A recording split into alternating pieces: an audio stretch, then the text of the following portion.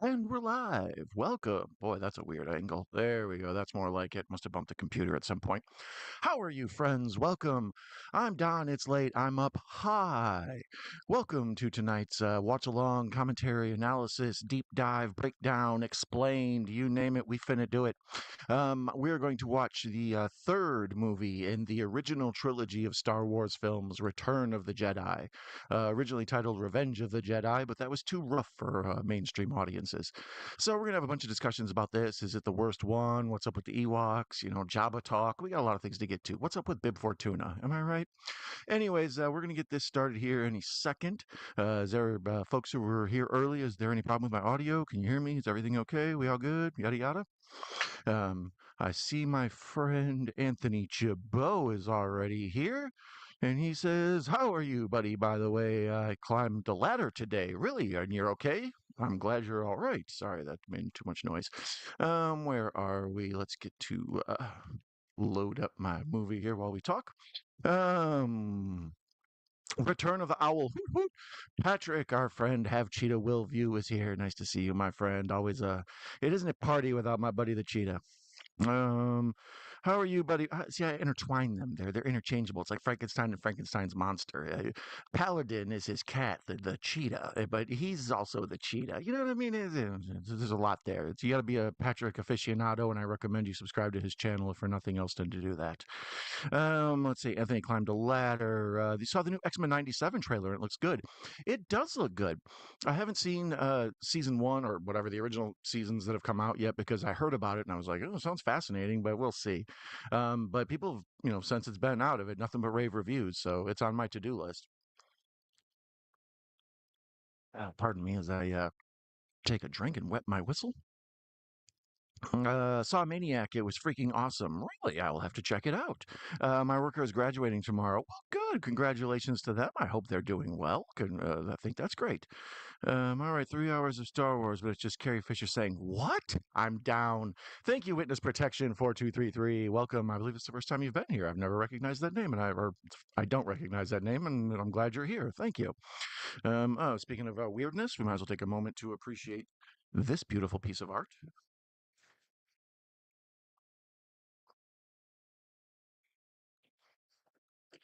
You're welcome. PayPal link in the description. We're going to get this keyed up if I can find it. Man, streaming world is annoying. It's a lot of button pressing, right? I'd be pressing my buttons. You know what grinds my gears is the streaming world. Anyways, we're going to be watching Return of the Jedi tonight. A lot of people argue whether it or New Hope is the worst of the original trilogy. It depends on, I think, what you're into. There it is, Return of the Jedi. This Hulu or a Disney Plus presentation, one of my issues with it is even though I pay for Disney Plus, I have to have commercials in it. So there will be commercials, and occasionally I will stop and ramble about how annoying that is. But other than that, we will pretty much just be watching Star Wars, and I've pressed play, and we've got a commercial. So there, thank you for allowing me to have a little drink. And what the heck is up with this camera? My angle. There we go. That sort of works. Sort of works, right? Speaking of Carrie Fisher, I'm sure we'll get to her coke nail at some point. She was a heavy duty partying when this movie came out. They all sort of look very 80s. One of the things I was talking about in last night's watch party of Empire Strikes Back and the previous night's party of a watch party of A New Hope the night before. Last night on Empire, I mentioned just how much it looks timeless. Like A New Hope looks very 70s, but Empire looks, other than a few of the haircuts, it could be whenever. It doesn't look like this is a very 80s movie. This kind of is a bit 80s. The hair looks more 80s, some of the styles, and suddenly they're into ponchos and whatnot. Like, I don't know. The adjustments of the way things look feel very streamlined for the 80s and those styles. Um, And Witness Protection says we're going to give John Belushi a lightsaber. I'm down for that always. Animal House would be a much better movie if he had a lightsaber, and it's already a damn good movie. You know, did we give up when The Germans attacked us with lightsabers? No, we did not. All right, finally, we are to the damn point where they are going to start this movie. Episode 6, Star Wars Return of the Jedi. There's the Lucasfilm logo. The anticipation for this was huge because Empire ended in a way where, it's the best cliffhanger ever, right? You can't believe the movie ends there. Like, holy cow, I've never seen a hero get his ass kicked this bad. Um, so the anticipation for what happened, is was Darth Vader lying about being Luke's father? What's up with Obi-Wan? Was he lying? Are we going to get Yoda back? Are we going to get Han back? What's up with Luke's hand? So many like cliffhangers that we need to have resolved. Here's the big crawling text. Luke Skywalker returns home to his planet of Tatooine. I dig all this. I'd mentioned it before. This is my second favorite. Empire Strike Back's arguably my favorite movie of all time. But as far as like these Star Wars movies goes, this is probably my second favorite of all of them. If for nothing else, it completes the Luke Skywalker character arc. We see Luke as like a weakling, a little wimpy farm boy, and then he goes off to do his training, and he comes basically like a ninja kind of thing. And here he returns back to Tatooine, and he's gone from like the white clothes, and he's got the black clothes, and he's got one robot arm, and all of it. Just the way he carries himself as the movie starts, like he knows everything's going to be fine. He's got this calm assuredness about him. He used to be such a dope. I want to go to Tashi Station. Now he's like, release us or die, Jabba. It's like, damn, Luke, you grew up. All right, so there the gym flying crawl has gone by, and we're gonna do the tilt down. Isn't that usually the move? Yes, there we go. Tilt down to Tatooine, and I dig this because we go back. Actually, we tilt down, and we see that Death Star, the incomplete one. That's one of the big knocks about this is to just have it have the Death Star again. Feels like a retread of the first one. Like, didn't we already defeat one of these? Why are we doing it again? But apparently, when Lucas had the idea that this was going to be a trilogy, but he wasn't sure that it was going to be a trilogy, um, he wanted to use a lot of the good ideas that might get lost, right? So he made sure to include the Death Star in the first one and that story, just in case there was no Star Wars 2 or 3 or 5 or 6 or whatever. Um, so the Death Star story, this is really, you kind of have to pretend that first one didn't blow up, and this is we're finally getting to it. But that's sort of the point of all these movies. The Force Awakens takes a big lot of guff because basically they just made another version of the Death Star. But there has to be like ultimate stakes. The stakes have to be super high. Why? Why does that? I'll never understand why the Emperor's shuttle landing craft cuts so close to everything. Like whoever's driving that needs to be fired or at least force choked. I'm digging all this. I enjoy one of the things about Empire is or sorry, one of the things about Jedi is the scenes in the Death Star are so cool. Like the whole hangar stuff, all the things where we get a better look at where the Emperor Palpatine's little lair upstairs is and stuff. So it's a much better presentation of the Death Star than the first time. And here's we talked about hero shots. The door comes down into our face, smoke comes out, and we push up and see a low angle look at Vader. Perfect way to start the movie. Here's our big badass. He's bigger than everybody else. He's got all this power. And you can see by this point, like in the first one, he's sort of Peter Cushing's crony. And folks like are sort of like, I'm not afraid of you. You're fake. I don't believe in whatever it is you're doing. But at this point, like everybody just knows, like, oh no, this is the baddest dude. He will mess you up. So he's in charge of everything. They're kicking, they're totally like just groveling and kissing his ass everywhere he goes. Um, but then of course he only answers to one, which is part of the hierarchy of evil. It's beautiful. The lighting in this one not as good as Empire. I've caught myself raving pretty much the entire movie last night about how good Empire's lighting is. The color schemes and just everything. The cinematography in that movie is perfection. This Better than A New Hope, much better than A New Hope, but not quite as good as Empire. The glossy floors and the reflection, like I say, they really do justice to things like the Death Star. And now here we are on Tatooine. This is what I thought we started with. I forgot we had the whole medium intro of the Emperor's coming. So we see C-3PO and R2-D2 back on Tatooine, and it's fun because it's like that's how the first one started. So this whole thing comes back around. We talked about George Lucas and his whole echoes idea. You know, things sort of reverberate in time, like when you throw a rock into water and it makes those ripples that go out. Like that's kind of his philosophy with retelling the same little bits in different ways over and over again. So to see C-3PO and R2-D2 walking along the sand of Tatooine, it's like, yeah, yeah, we've been here before. And all this as a kid, I found amazing. I never understood why people didn't like Return of the Jedi. Now as a grown up, I can see it's more. If you're cynical, you don't want to dig it. But the beauty of A New Hope and Empire is folks weren't as cynical about the product or the world at that time. So when this came out, they were more like, the Ewoks are just a cash grab, merchandising thing. Um, we don't have the same dark resolutions and scariness that goes on in the second one or the fifth one. I seriously hate George Lucas for making those movies in that order. It forever screws me up. Much in the same way A New Hope will always be Star Wars in my mind. They're just Star Wars 1, 2, and 3. I don't have time for this 4, 5, 6 nonsense. So the big gate to Jabba's palace opens up, and once again, R2-D2 goes off on his own. C-3PO's right behind him, whining and complaining, come back, come back. I compared him last night a lot to Scooby-Doo and Shaggy. It's like R2-D2 wants trouble. He's about it. But C-3PO, nah, not so much. Kind of a whining ninny.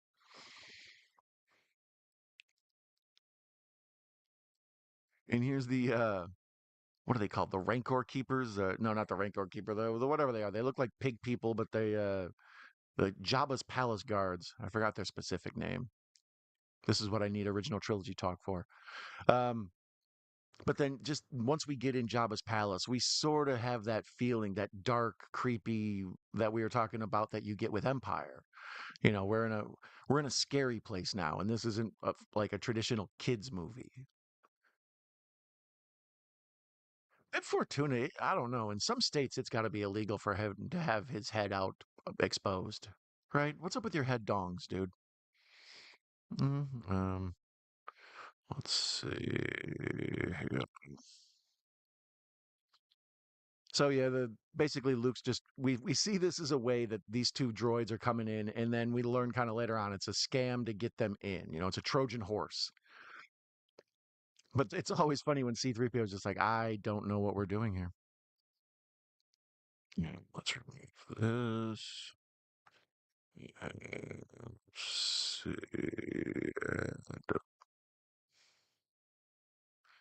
And I like Jabba. Like you got to admit, Jabba's living a good life, right? Like, where's old buddy at? When you look at Jabba and Bib Fortuna here, that's what I'm talking about. Like look at Bib Fortuna's weird, like I don't know what those are off of him, but it seems like he could probably have a good time if somebody rubbed him the right way. Look at the thing with Jabba is, yes, he's a vile gangster, and he's kind of like a parody of Marlon Brando in The Godfather. Like he's just the big fat mobster. But I kind of like that he's just a big fat naked dude smoking a hookah. Like I kind of admire Jabba the Hutt. I'll say it. He's living that life. He don't even put pants on. He's got his own little palace. He's got bodyguards. He's got Han Solo frozen. How many of us have a pet Han Solo frozen? That's an interesting conversation piece. And oh boy, what's his name? It's gonna come to me in a second. His little sniveling buddy, the one who laughs all the time and jumps up on the damn ceiling and all that. The little rat guy. Oh damn it! Now it's gonna drive me nuts. Let's look it up right now, so I'm not just sitting here wondering. Um, hmm, Somebody beat me to it in the chat. I dare you. I dare you. Return of the Jedi. Jabba rat friend. Salacious B. Crumb. I knew he had a ridiculous name. I mean, don't get me wrong. If you've got a baby and you named it Salacious, that ain't my business. I'm just saying, it's not it's untraditional. It's like Bertha. Yeah, Jabba just living that life, hitting that hookah. He's got a Jawa fanning him with a palm leaf, a palm frond.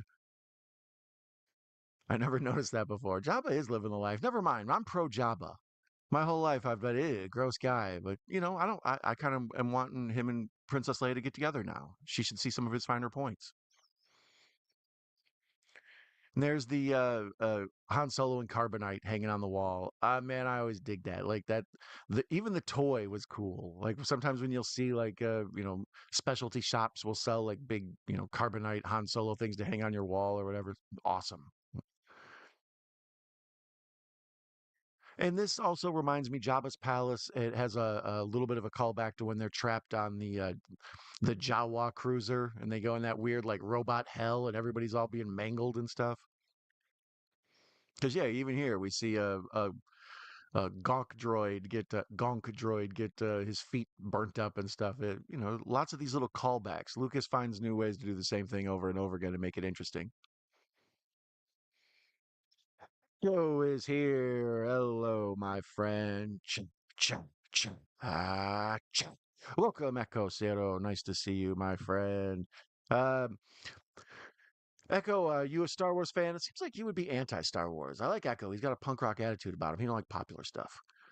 Um, but in general, this original trilogy is the main thing I loved my entire life, and I still have a fond affection for it. Everything else feels like a weird attempt to try to recapture that magic. This one still falls under the umbrella of that magic.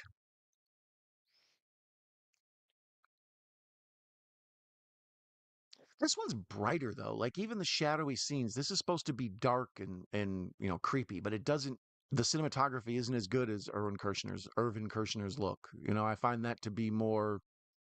I don't know. Like I said, last night I raved about it. It's a perfect looking movie. This is slightly brighter, a little more clear. That's my issues with the prequels. They're too bright. There's not enough of these like shadowy dark things where I have to like squint and be like, what's that going on in the background? Oh, and I think this is one of the special edition add-in parts where um Cy Snoodles has her own like music video for no reason. Well, actually, right here's the part where they knock old girl into the ground and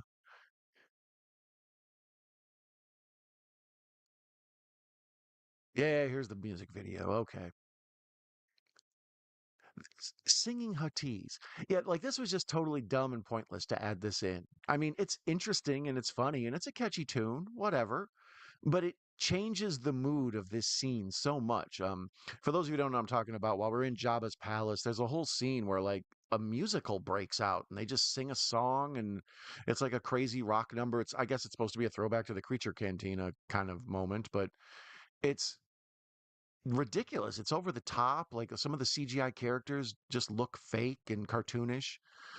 And, it was never here my whole life. They didn't put it back in or add this to it until like the late 90s when they made the special editions and re released them in the theater. Basically, George Lucas had a bunch of stuff that he was unhappy with and he wanted to add to his movies that he didn't get to the first time. So he put a bunch of new stuff in and all these little like just most of them do nothing like oh that was bothering your lack of dewback lizards, wow, I could see how you wouldn't sleep at night. So most of it's stupid. So here's a part that's actual real drama that's been here the whole time where they have this Twi'lek dancer lady and I always think she looks like Rosario Dawson, but she drops down in the pit for Jabba and his friends amusement and we know that some monster is going to eat her as Jabba then eats a frog, like juxtaposed, so we understand she's getting gobbled up.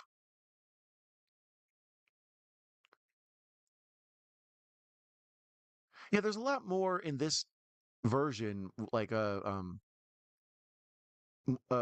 of a look at the people in Jabba's palace. The old school versions before they added this, you didn't get to see as many of these folks. Here's when Princess Leia comes in as the bounty hunter. I always thought this was just awesome. Like as a kid, I was like, okay, I'm all in on this movie. Someone's captured Jabba or captured Chewbacca, and then they bring him in, and it's this little tiny bounty hunter, and he's got a thermal detonator. It's fantastic. Let me see if I can fix this.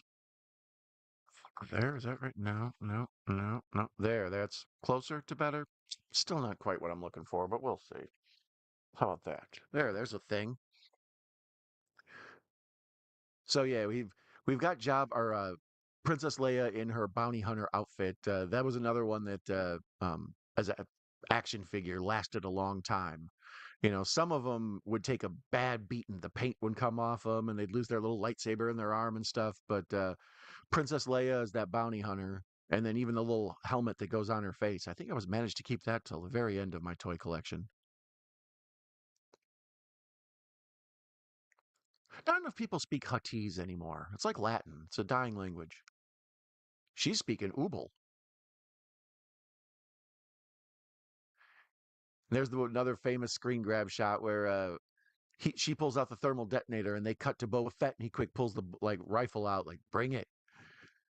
This is one of the last times Boba Fett's cool because at the end of this, when we go out to the Sarlacc pit and we lose Boba, it's what a disappointing way to lose the dude, right? They did him dirty. Like he's such a cool character. Everybody thought he was interesting and neat. We he basically just is a creation of fan interest. He's supposed to be like a background bounty hunter character, but because he's cool looking, he built a cult following. And then they end up killing him by just sort of like screwball antics.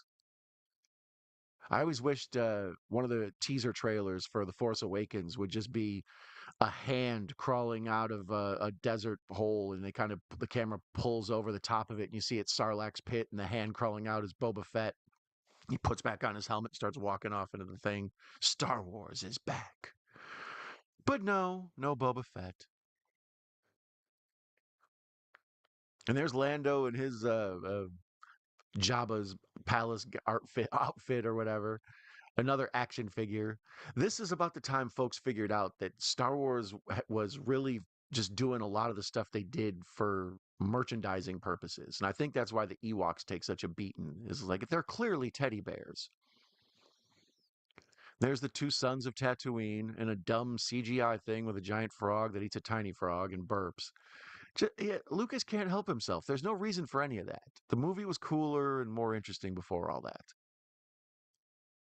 And as a kid, this always intrigues me. The Jabba the Hutt sleepover, like at Jabba's place, like they kick it. Why was this? No, this is remove. Oh, yes, that guy.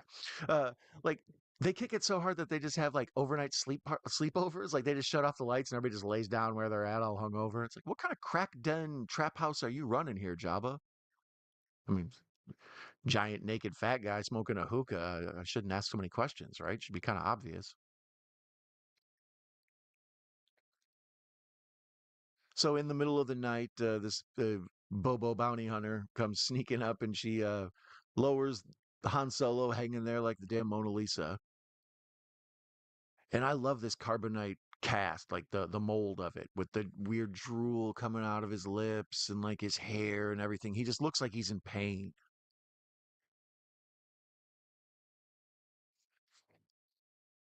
I originally saw this in the regular theater. I was anxious for it. I remember buying like the fan magazines before it came out and getting my hands on one or two of the action figures before it came out.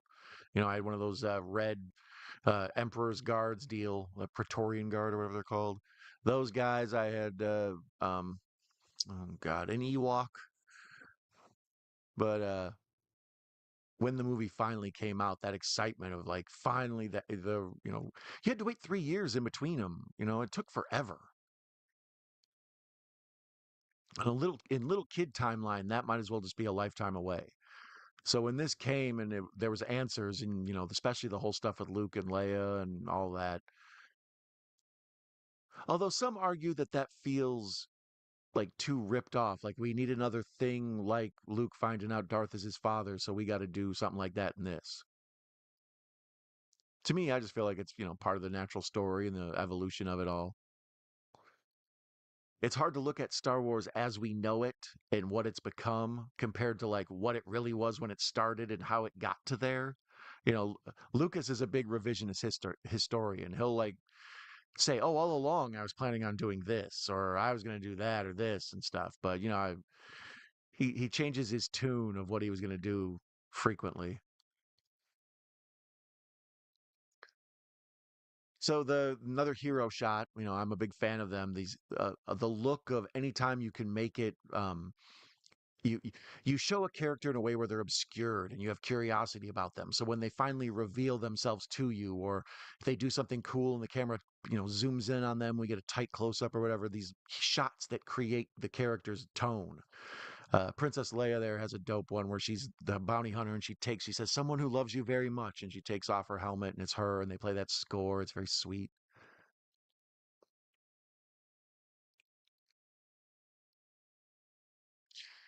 The drool on Jabba, it, it's that's jizz, right? Like when they do close-ups on him, he's got like some weird white stuff going on around his mouth. You know what I mean? Like I mean, I'm not one to judge. Like I say, he's got a lot of people hanging out and partying, but you know, I don't know. I think it's oatmeal. No, there's snot. That's fun. I thought it was slime, but it's not. But and then the whole thing where he's like licking at her face and all that, like they make him extra gross, which is fun.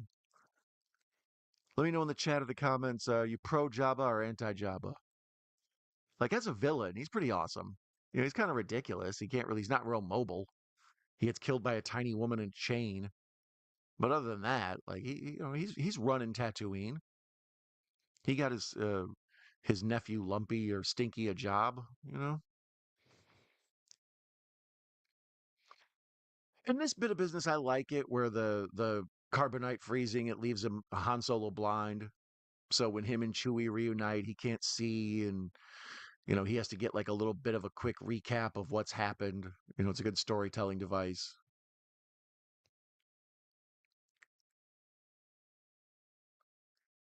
Supposedly, well, not supposedly, we know for a fact, Harrison Ford had come to Lucas and said that he wanted Han Solo to get killed in this one. He's like, he didn't know that the whole thing where Luke and Leia were brother and sister. Spoiler, sorry. So he thought that this was going to be like any traditional story where the something would happen to Han, he would die, and then Leia and Luke would end up together, prince and princess kind of thing. So once we find out that Luke and Leia are kin, yeah, Jabba's disgusting. That's a whole lot of snot, man. Anyways, yeah, once you find out they're kin, then you can't really kill them off because of that. So I remember Harrison Ford saying like he was sort of pissed that he went to George Lucas and said, kill me off. I'd like a death scene. It feels right for the story. All this. I'm not interested in coming back and doing a few later on. So when they never bumped him off, I remember when I watched The Force Awakens and that part where Han Solo walks out onto that thing and it feels, you know, the same way as when Obi-Wan goes to face Darth and we're all like, uh-oh. And most people were like, "Oh no, that part sucked." I was like, I felt like I felt it from the actor Harrison Ford's point of view. The thing that sucked is that he never got to be with the other people, the other castmates from the original trilogy on screen. We never got to see Han, Luke, and Leia together the way we wanted.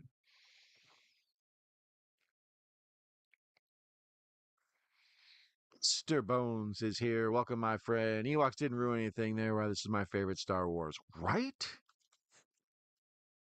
You get it, Bones. You get it, Bones. Welcome, my friends. Mr. Bones, HBS. Nice to see you here, Bonesy. Warwick Davis plays Wicket. Oh, yes, he does. Correct. Correct thing to talk about. We're not to the Ewoks yet, but yeah, the beloved man behind the mask in the Leprechaun movies and a variety of other things. He's also Willow.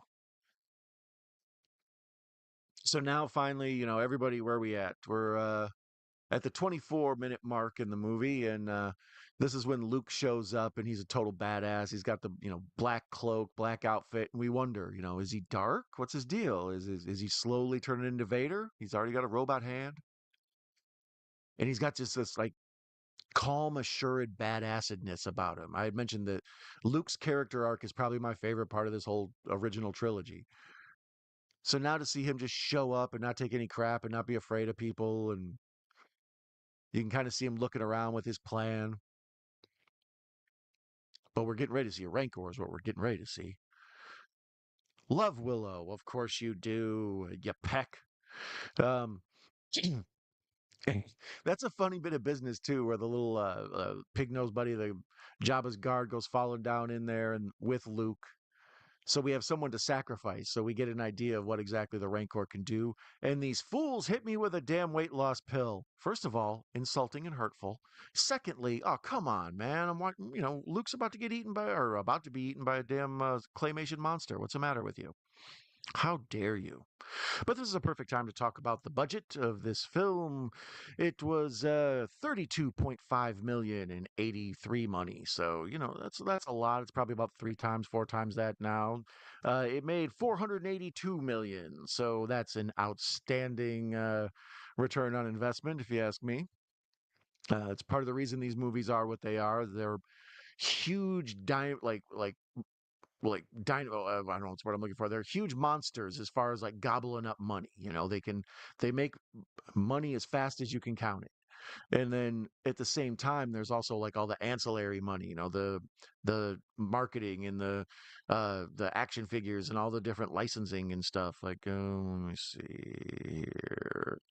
Um, I found an old ass picture of one of my birthday parties from when I was a kid, and where's adorable little Don at? But I noticed the Star Wars everything, like the Star Wars napkins, Star Wars wrapping paper, the all of it. So even in the '80s, before the marketing got insane, they still were on that stuff. So now, like I often joke, it's like, yeah, they have Yoda Oreos and um there you go. Sorry about that. They have Yoda Oreos, and you can get Boba Fett on your toothpaste and all that. It's ridiculous. There's a commercial for some popcorn called Pirates Booty Puffs. Are you guys interested in eating some booty puffs?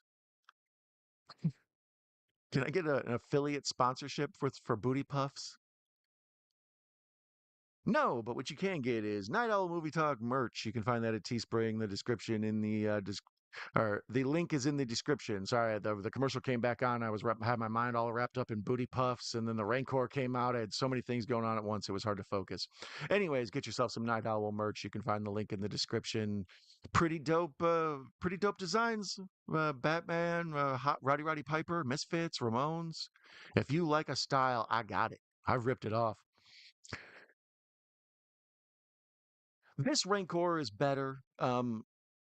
We were talking about an Empire last night, some of the stop motion of the AT-ATs and a few different things, the polish of the special edition Star Wars makes them look better. And as a kid, the Rancor monster, like it did, looked very claymation. It looked like a bad version of King Kong. It stumbled along and herky jerky. So this one's way more polished, and there's a few matte lines and things, but in general, it's a much more believable presentation. It's pretty damn scary, actually. And this thing where Luke finds a bone and he's going to use it as a sword, but then he puts it in his mouth to keep the mouth open. Oh, that's cool stuff. You know, you, we mentioned before that the AT-ATs in the beginning of Empire feels like a little mini kaiju movie. And once again, we've got that here. Like we're getting the big monsters up front. We got this thing, and then we're getting ready to hit Sarlacc's pit.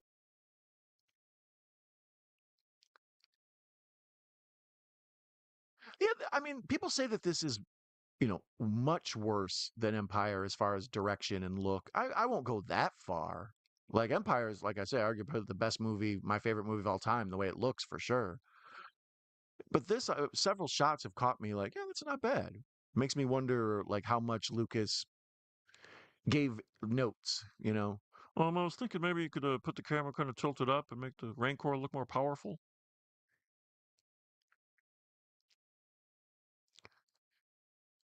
So Luke in his battle with the Rancor, he tried.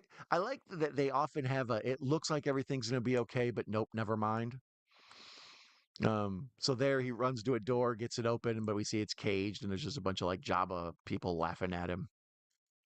I'm Jabba people. That needs to be the next T-shirt on my my merch store. I'm pro Jabba. Jabba's misunderstood. When he kills the Rancor, the sadness of everybody, and then when old buddy, the George Wendt looking guy, comes out and cries, it gets you, right? We're rooting for Luke, but at the same time,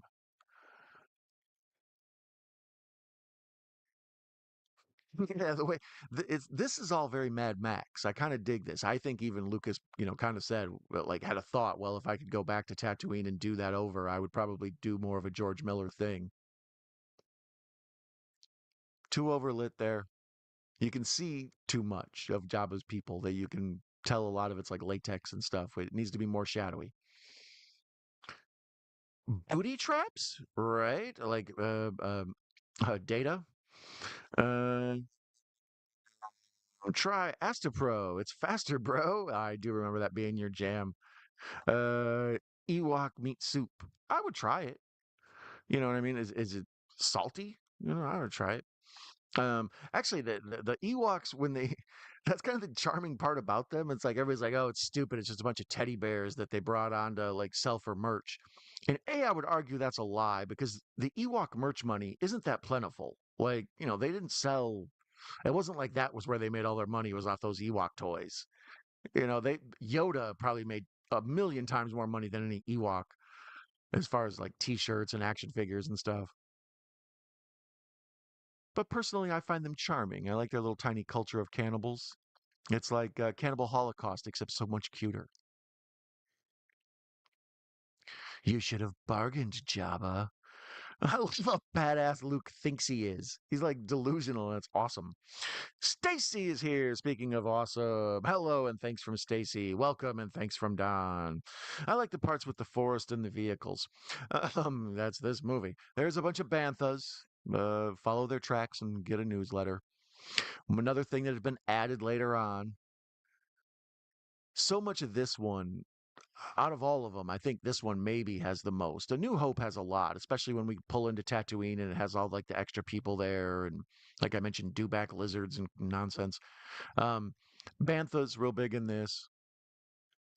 So many of these characters, I don't remember their names, but at the same time, it's like had the action figure. Who's the weird blue elephant guy who plays the piano? I'm assuming he's a collaborator with Cy Snoodles. Probably worked on their last album together. I'd like to see that, like what the hell's her name? Sabrina Carpenter. Her and Cy Snoodles do a remix up in the club.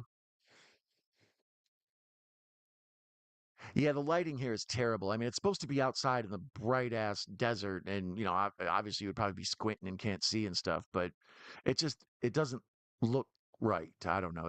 I think they were going for Lawrence of Arabia, but somehow it just looks television. Excited for Anthony's memoirs. I am. He didn't tell me where he was at tonight. I'm assuming we're still at 2023, but in general, yeah. When I found out they were going to be published, I'm interested. Do you like Rosemary's Baby? I do. I've seen it several times. Um, it's weird. It's slow burn horror, and it's also kind of bizarrely satire. Like, there's a kind of a lot of dark comedy in there. All right, there's Sarlacc's Pit, the Redux. I kind of liked it before when it was sort of a giant, vagina dentata sort of thing in the ground. Now you actually see it looks more like that space slug that's in Empire that comes out of the asteroid. I love all this pirate stuff. I thought this was super cool, like where they got the floating barges and they take him out onto the smaller, this super Mad Max. It's like, what if you mixed Mad Max with our world? Even Jabba's cronies all look like somebody that, um, Max would fight. Sorry, I was distracted. I didn't realize how much ass Princess Leia's showing in this. Like, I remember her in the steel bikini, and a lot of people have like a fascination or a fetish for it or whatever. It never really did it for me.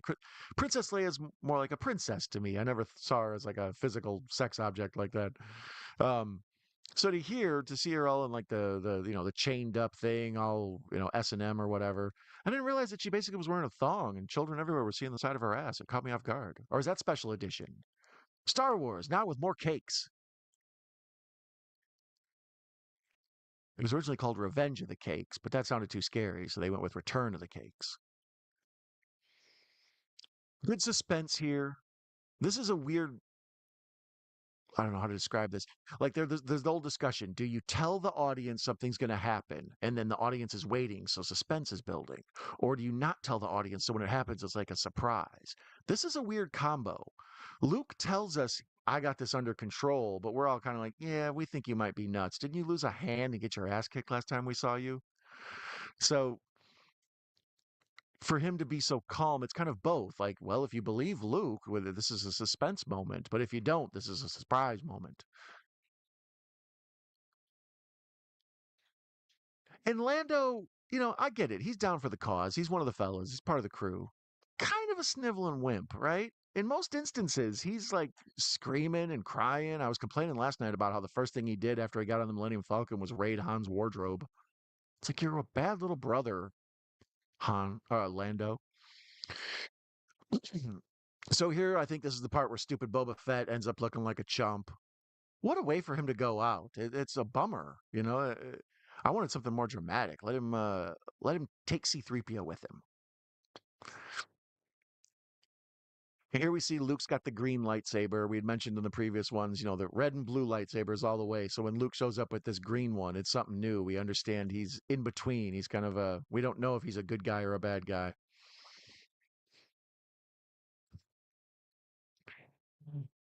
Mrs. Night Owl walking by. Oh, here it is, where she Princess Leia in the metal bikini. She's got Jabba all wrapped up by the neck. She's choking him out, and we're just watching Jabba's rolls all undulate while his tongue slathers all around, licking up whatever that stuff around his mouth was. Carrie Fisher, she looks good in the metal bikini, but I also know that she did her own body weight in cocaine to get that thin to be in this scene. So it's like, I don't really encourage anyone getting that skinny, but good for her. Although George Lucas does use her a lot for just TNA.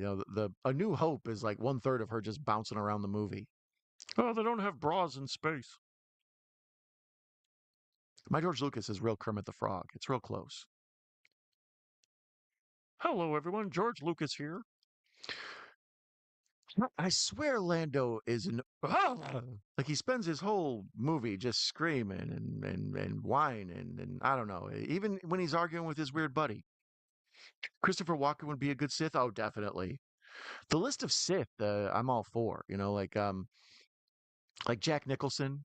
He'd probably be a better Sith than Rebel. Uh, Ryan Gosling, total Rebel. Or even if he's a Sith, he'll change. Um, Tom Hardy, Rebel. Modern actors. What's his name? The guy who's the all the rage, and I never remember his damn name. Glenn Powell. That's his name. That guy. He's total Sith, right? If he was a rebel, he would be like an undercover spy. So there's the part where Salacious Crumb is chewing on C-3PO's eye and laughing his ass off. Salacious Crumb feels like like he broke out of a Harry Potter movie, right? Like I think Dobby or whatever his name is just a more classy version. So then there's Leia with now she's on the barge that they were gonna have Luke walk the plank on. So everybody's getting back together. Point the gun at the deck. And then this whole Tarzan thing. See, this is right. He gets the thing, he grabs her, they swing away like Tarzan. When they do it in Indiana Jones and the damn Alien movie, Crystal Skull, why? We don't need that. Lucas can't help himself with his dumbness. I think that's part of the problem with everything after these. These movies, enough people were like, don't do that stupid stuff. But by the time you get to the prequels and some of the other cash grab films he did in the thousands and stuff. Too much silliness for my liking. Would Bob Hoskins been a good Yoda? Yes, he would. Bob Hoskins, Sith. Um, yeah, I think Bob Hoskins would be a good anything. Bob Hoskins would have been a good Obi-Wan. Even though he's a Sith, I would have liked that better. We feel like we don't know. So there we go. They're the split again, just like after they leave Hoth, one of your Star Wars echoes. We see the Falcon dip off right, and we see X-wing dip off left. What was I was watching? Oh goodness, I can't even remember what it was. I was watching something the other day, and it was totally Penny Dreadful. There was a scene where a witch dies, and it was just straight up the death of Yoda. I was explaining it to Mrs. Night Owl, like, dude, this is just when Yoda dies. They even got like him tucking her in and everything. Like, so yeah, we're getting ready to come up to him going and finding Yoda and the whole sadness of that. I remember that bothered me about this movie more than anything. You get hit with that sad, dramatic Yoda death, and then all of a sudden we're supposed to, if it wasn't for the rest of the movie, it would be like the biggest bummer ever. Let's remove this. So now we're getting to the part I've talked about before, where a bunch of this is reminder of Triumph of the Will, this like famous Nazi propaganda movie, and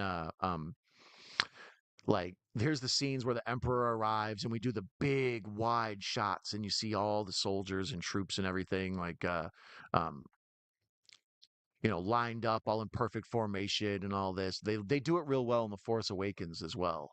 But this also came out shortly after the V miniseries. And it doesn't escape me that a lot of these hangars look a lot like the hangars in V, and that landing, a little plane that the Emperor has, that looks just like the landing spaceships in V. So the two big influences so far in this to me are V and Mad Max, or Road Warrior, I should say.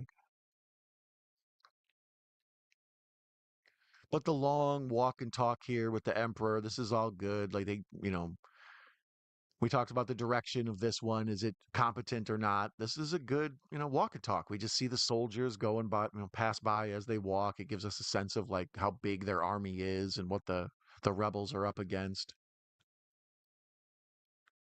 I want to know the backstories of the dudes who are hanging out on the Emperor's little landing craft there. Because it's not just him. There's like three or four other little weird cronies that have like red outfits and blue outfits. They look like dignitaries and stuff. In the prequels, we see those dudes bouncing around, viceroys and whatnot. So they get the diagonal wipe, and we're back to this bummer of Yoda. And now everything is totally like you can tell they're trying to crush the blacks in editing. Like everything is dark shadows. You can't see any lines or folds in Luke's outfit. It looks like he's just wearing a black like block. Um, but this easily the second best Yoda ever on film. Empire is still the best Yoda. This is the second best, and then I don't know, Clone Wars, Attack of the Clones. Is that probably the third best?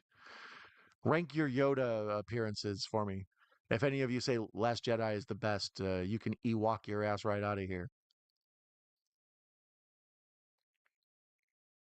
Some of these scenes, I swear they're like split screen though, because Luke looks like he's acting against no one, but at the same time, it wasn't. They didn't do the CGI stuff then, so there should have been a puppet there, or at least some sort of something. Oh, Yoda. Seen him sad and sick and old, it hurts. So strong he was. No, not so much, bitch. He's like, but I need your help. No more training do you require. Yeah, this is all fantastic, where we kind of get an idea that our hero has. So I am a Jedi. Then Yoda's like, wait a minute, I ain't dead yet. I gotta laugh. You idiot. I compared Yoda yesterday to Pai Mei or whatever from Kill Bill. He's off in the classic samurai movie Sensei.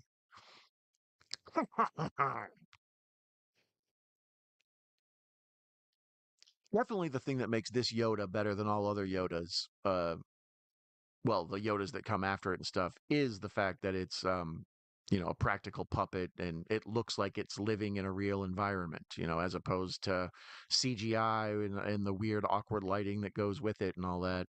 Um, this Yoda feels more like you can play with the little hairs on his head. I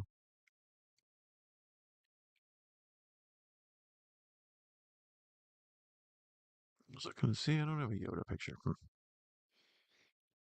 Um, but this moment of him passing away, and then we see that weird thing where Obi-Wan just disappeared after he died. That's just how they go, bro. Because when it happens to Obi-Wan, you're like, that's strange. Like the cloak just drops to the ground. Excuse me.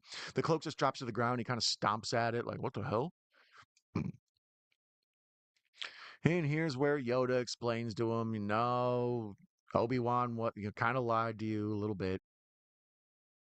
The melodrama from a little frog puppet is so fantastic. This is easily the best acting by a small frog puppet I've ever seen in my entire life. Shout out to Frank Oz.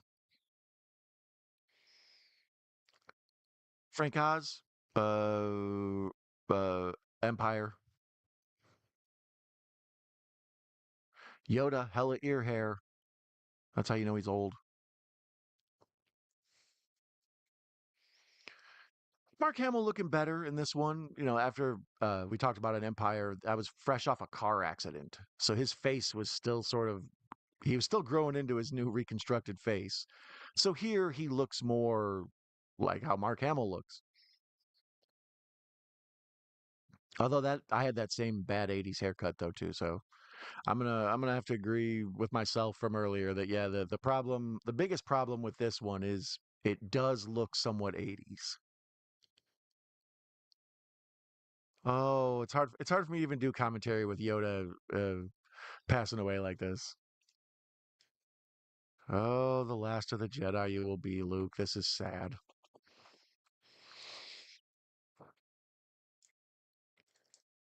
I wished I don't know. I kind of liked Luke learning his whole backstory and all of that through other people. The prequels sort of it just sort of we see what we already know, but then we have to say, well, some of it was a lie, some of it the retellings. I like that Luke is, learning history the way the rest of us are. It's the way it's told to you. You don't know what you don't know, and whoever shapes it and tells the story is who shapes the history. Aw, reaction. Yoda dies. Even Luke looks just bummed out and sad. Can you blame him? He's known him for like a whole 3 days. Total. There was like a 3-year gap in there.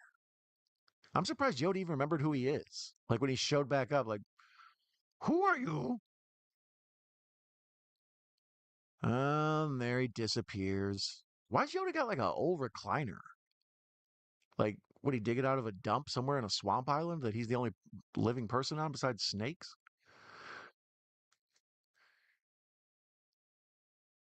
The weird scene where like the lights fade out of Yoda's house. I mean, a little heavy-handed, but emotional. It's a good way to sort of close the book on that, end that chapter. And once again, Luke doubts himself. We see the little bit of old school Luke is still there. He's not complete badass yet.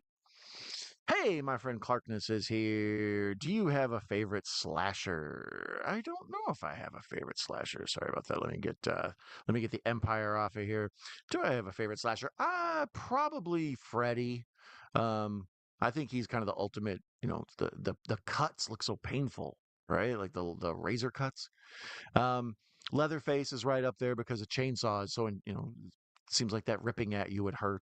Jason and Michael Myers seem like they would be like the tops, but to me they're sort of low level. They dabble in slasher. Art the Clown, he's a new up and coming favorite just for the ridiculousness of it. Um, I don't think he's responding to the chat. Feels bad. No, no, no. There we go. There we go. I'm back.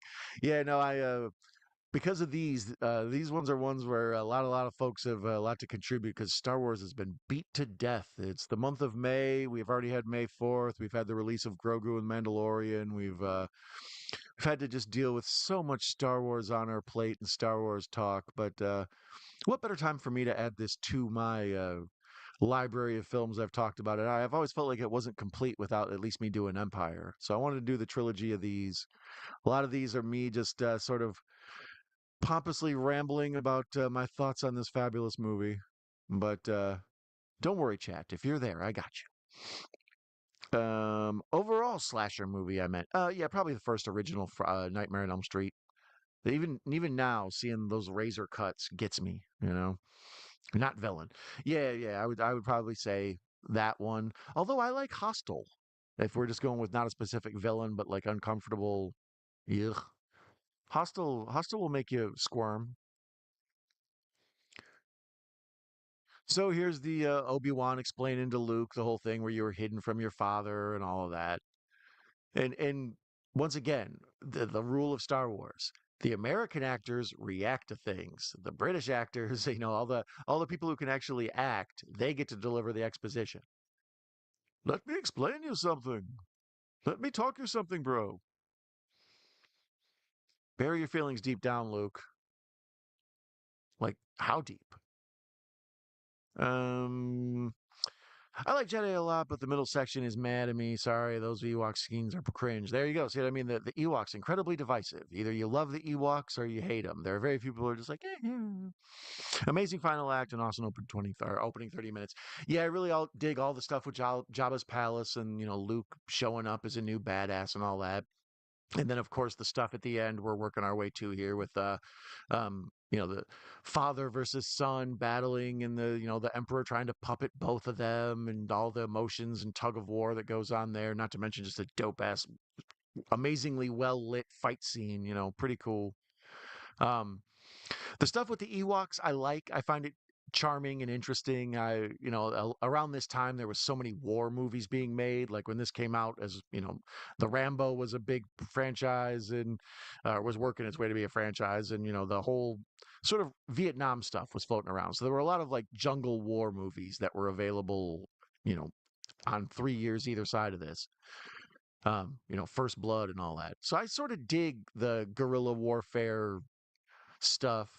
And the whole stuff with the Ewoks, there are folks who, they make the point that it's like, well, this is fresh after Vietnam, so maybe the Ewoks sort of represent the Viet Cong and the whole thing with like, the people who aren't supposed to win, but they do just because, they overcome the giant, empire monster machine type of thing. To me, it's just the same old classic story and over and over. It's the same story being told in Avatar. It's the same story told in Fern Gully. We get these it's a common thing. Dances with Wolves, right? It's pretty much the same type of thing. Um, Clarkness says, Harrison Ford phoned it in too. Oh yeah, totally. Like, we were talking about him earlier. He wanted to die in this movie. He was sick of doing these. He'd already had Indiana Jones. He was trying to get some other franchises going. He did Working Girl and a few other movies. To get his career be something besides Han Solo. And if you look, really, he's the only one that did. Mark Hamill kind of gets stuck being Luke Skywalker until he's the voice of the Joker, and Carrie Fisher is pretty much either, uh, you know, Princess Leia or what's her name's daughter. Just looked like she didn't want to be, or he didn't want to be there. Yeah, he pretty much does. Oof, that is bad lighting.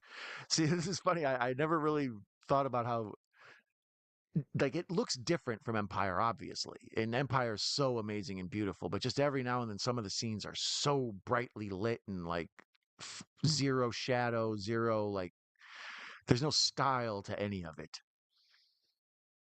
Speaking of no style, here's Mon Mothma. No, I don't mean to get on her. She's cool, but it's a weird character to just sort of introduce. It's like here's this kind of politician lady, and she tells us this bummer story about many Bothans died to get us this information. It's like thanks, bummer lady. She looks very Battlestar Galactica. Like, it feels like they just snagged her off the set of there. Many Bothans died to bring us this information. That was obviously that's Rogue One. She's talking about the whole thing with they stole these plans about this Death Star. We got to blow it up again. And many Bothans died. When I heard Disney bought the property, I wanted to see that movie, right? And later they did, they made it Rogue One, but I wanted like a Mission Impossible, an espionage movie. I wanted people putting on fake uniforms and having pass codes to get indoors that don't work, and one of them getting kidnapped or captured and tortured and all of this. I wanted that kind of movie. I didn't really want like this big sort of rip-off sweeping Star Wars epic. Luckily, Rogue One is a pretty and it's an entertaining movie for sure. Out of all of the Disney stuff, it's one of the more rewatchable ones. And the graphics are much better in this one compared to A New Hope. So when we see the explosion of the Death Star, it looks cooler. Around this time we started to get early CGI, like it mainly just digital animation, not so much CGI, but um James Cameron had a lot of hand in his product. His companies had a lot of hand in doing that stuff early. Same with Lucas and the a lot of those big people from the 80s. That's one of the things they did is they pushed the technology forward to get us the stuff that we have now. Obviously Spielberg with the dinosaurs and Lucas with all the stuff with Lucasfilm and Cameron and his whole stuff, all of it. So there, once again, Luke gets another hero's welcome. They do Luke well in this. Like we had him earlier, where he comes in with the black cloak and he takes it off, and we get the hero shot. Now here they're having the big stupid general meeting, and Luke comes walking in late because I don't know, he's outside having a smoke or something. Yeah, these are the first times we really get a good look at these Empire or the Death Star hangars or whatever you want to call them. Here, this one's on the Rebel base, but in the first A New Hope, you see kind of a little bit of that hangar, and then later on we see the hangar that the rebels take off from. But this one we get to see a lot of kind of where the ships are stored and everything. The in Empire in the beginning when they've got the or yeah, in Empire in the beginning when they've got the sorry, bad matte painting threw me off here. The same thing happened in Empire. They took a bad matte painting and put it of the Millennium Falcon and put it in the background. And then here they've got Han and Lando talking about it, so they need it in the background while they discuss, like, you're going to take care of her, blah, blah, blah. But just the matting of it, the lines and everything looks real crappy. It wasn't polished well enough. Once again, that shot, yeah, it just looks terrible. They really kind of force feed Lando on us. They don't give a chance for us to like him. Like all he really did for us to like him was back out of his deal with Vader, and then sneak away with Leia and Chewie and stuff at the end. But other than that, I mean, he didn't do much in the raid on Jabba's palace except for scream awesomely. Ah!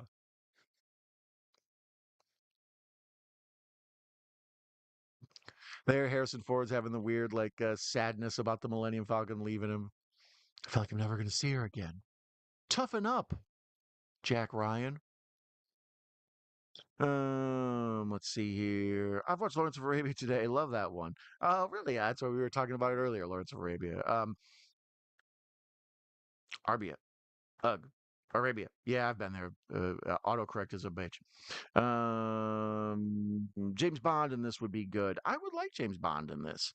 Like I say, the Rogue One for sure. Give me some sort of the best rebel spy and have Andor do that. The performance in this felt flat compared to the ones in the Empire, in my opinion. Yeah, that's what I mean. The direction is often considered subpar compared to what Kirshner did in the Empire, but looking at it, many of the shots are good. The overall color scheme and the look of the movie isn't quite as good as Empire, but better than Jedi or better than A New Hope. So here's Palpatine in his up in his little weird, I don't know, what, a crow's nest, like a apartment he's got up in the Death Star. It's like, how do you have a penthouse apartment in a Death Star?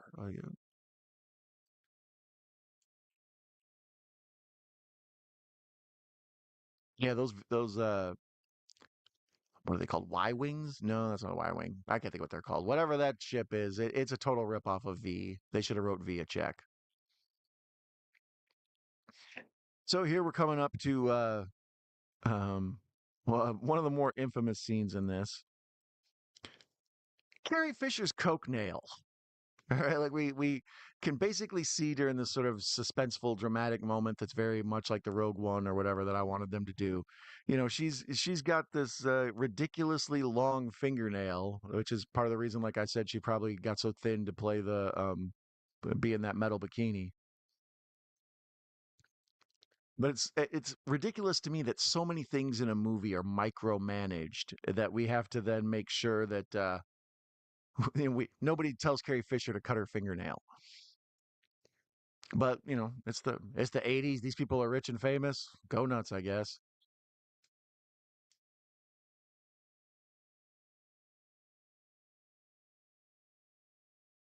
Yeah, the shuttlecraft.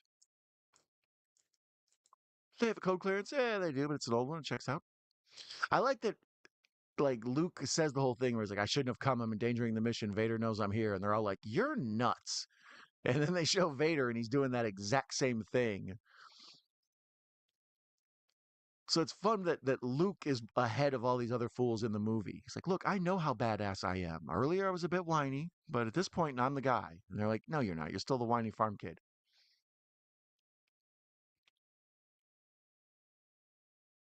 Every time they shoot Vader, it's low angle in this. It's kind of awesome. I mean, he's taller than all these people, so it makes sense. But when they shoot the regular, Imperial fleet guys there, the Admiral Piet or whoever, they're shot straight on. But every time we cut to Vader, you're looking up.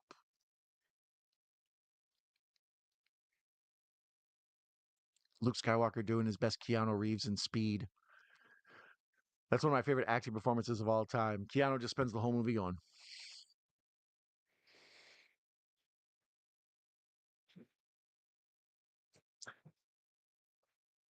That's a bad matte outline, but a cool shot with Vader standing there, and you see it from behind in his like reflective helmet, and we see the Death Star being built over on the side there.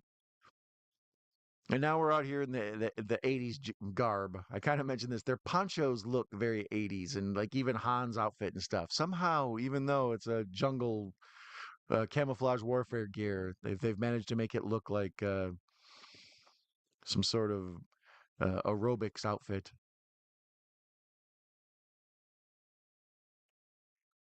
Although I will admit these versions of the stormtroopers, like the evolution of the stormtroopers all throughout the movies, the first original, the OG stormtroopers, their helmets are kind of silly. They have the weird kind of round bulbous thing.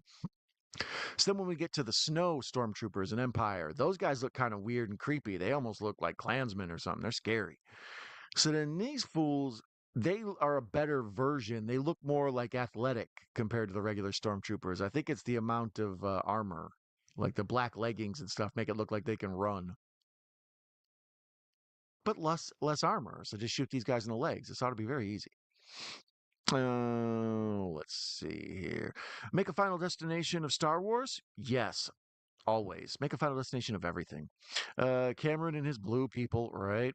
I like Beverly Hills Cop 3 better than Part 2. You take that back. Isn't Part 3 the Landis one and Part 2 is what, the Tony Scott one?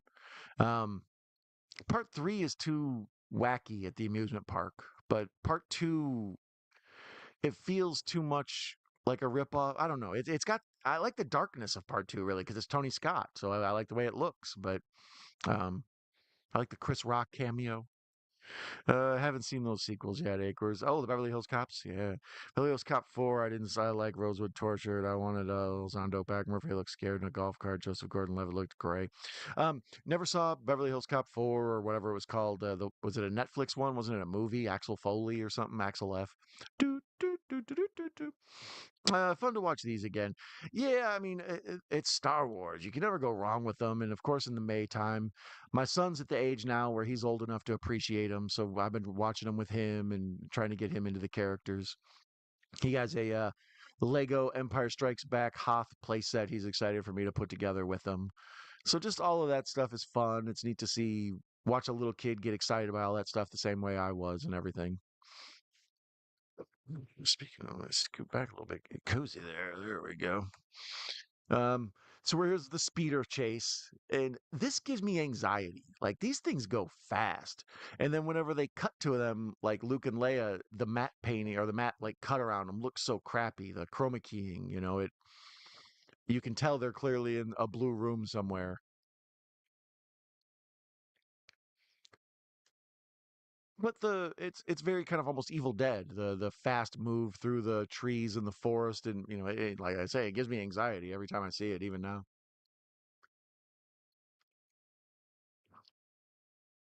Although pretty shaky on a lot of these. Like for George Lucas kind of being the motion control camera guy who's, makes all the spaceships look real and all that. These a little shaky. But yeah, very Evil Dead vision. I feel like I feel like we're getting rid of the Necronomicon pop up any second. I go Star Wars: Return of the Jedi, ESB, all great. Yeah, I think they're all great. I can't believe you have Empire Strikes Back last. That was the part where I stalled at. Stacy, you are a discerning film connoisseur, but give me a break. Uh, what kills in Final Destination Star Wars? Plumber from Cloud City? Oh yeah, that's a tough one. I would assume lots of like people trying to put new landing gear on something and it almost falls and they run away, but then they trip over a hose and some sort of fall face first into bantha dung, and then when they stand up to wash their face off, they end up drowning. That's usually how Final Destination is. It's like we have to go this big circuitous, like Rube Goldberg, like how the hell did we end up here? See, the ice in the cup melts and the water drips off the side, and then it falls on that guy's head. And when he smacks at it, then Mr. Bones midichlorian count is what? Oh, shit! Mr. Bones midichlorian count is off the chart. No, your Jedi tricks do not work on me. That was a free Watto. Not a lot of people do Watto. I live that Watto life. Larry has Mark Press, Brad Doherty, Craig Elo, good team. I like the '70s logo before that lettered one. Look at you knowing the old team. Yeah, they were my squad back then. I got all the gear. Even now, my son still wears an old blue Cavs shirt that I have from when I was a kid. Um, yeah, I loved 1980s basketball. That's about the time I got into it. Right when it got good, the late '80s when Jordan was trying to win his first championship, and then about the time Jordan retired, I kind of wasn't watching. My uncle wasn't playing anymore. Jordan was done. Kobe didn't interest me. Iverson wasn't. He's all right, but I didn't really get back into ball until LeBron. And even then, now that his career is fading out, I don't watch as much. That was a game that got figured out. It ruined by getting figured out. Like, if you can do math, you can figure out if you make threes, you're going to beat a team that makes twos. So basketball is just now everybody just jacking up threes unless they have a wild, crazy dunk. And that's what everybody complains about. It's like, doesn't look right. Everybody just run down, shoot a three, run down, shoot a three. So here's where Carrie Fisher wakes up in the woods and Wicket's poking at her with his stick. I often think of my toddler like as an Ewok when she comes and wakes me up and stuff. Like I'll be sleeping, I'll feel somebody tugging at my toe, and I'll wake up and there's just a little tiny Ewok standing there. Whoa, what's up? A lot of the conversations I have with my toddler sound just like when she talks to this Ewok. It's a hat. Here, do you want it? No. Although, as far as practical looks and everything go, I think the Ewoks actually even look better than Chewie. Chewie stands up the test of time. He always looks right. Well, like when you look at this little wicket here, I mean, that looks like a thing. It doesn't look like a guy in a suit.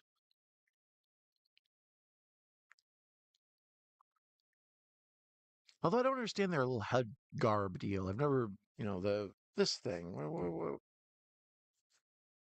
What's all that about? But Wicket, you got to admit, he's pretty adorable. The way they're sharing a little snack together. This is kind of a callback once again with the Star Wars echoes when Luke is on Dagobah and him and Yoda are sharing their little candy bar or whatever. Let him have it. Why you get so big eating food of this kind? There, it's a hat.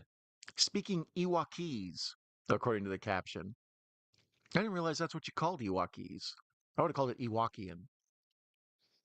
What about Christopher Walken as an Ewok? Christopher Ewoken?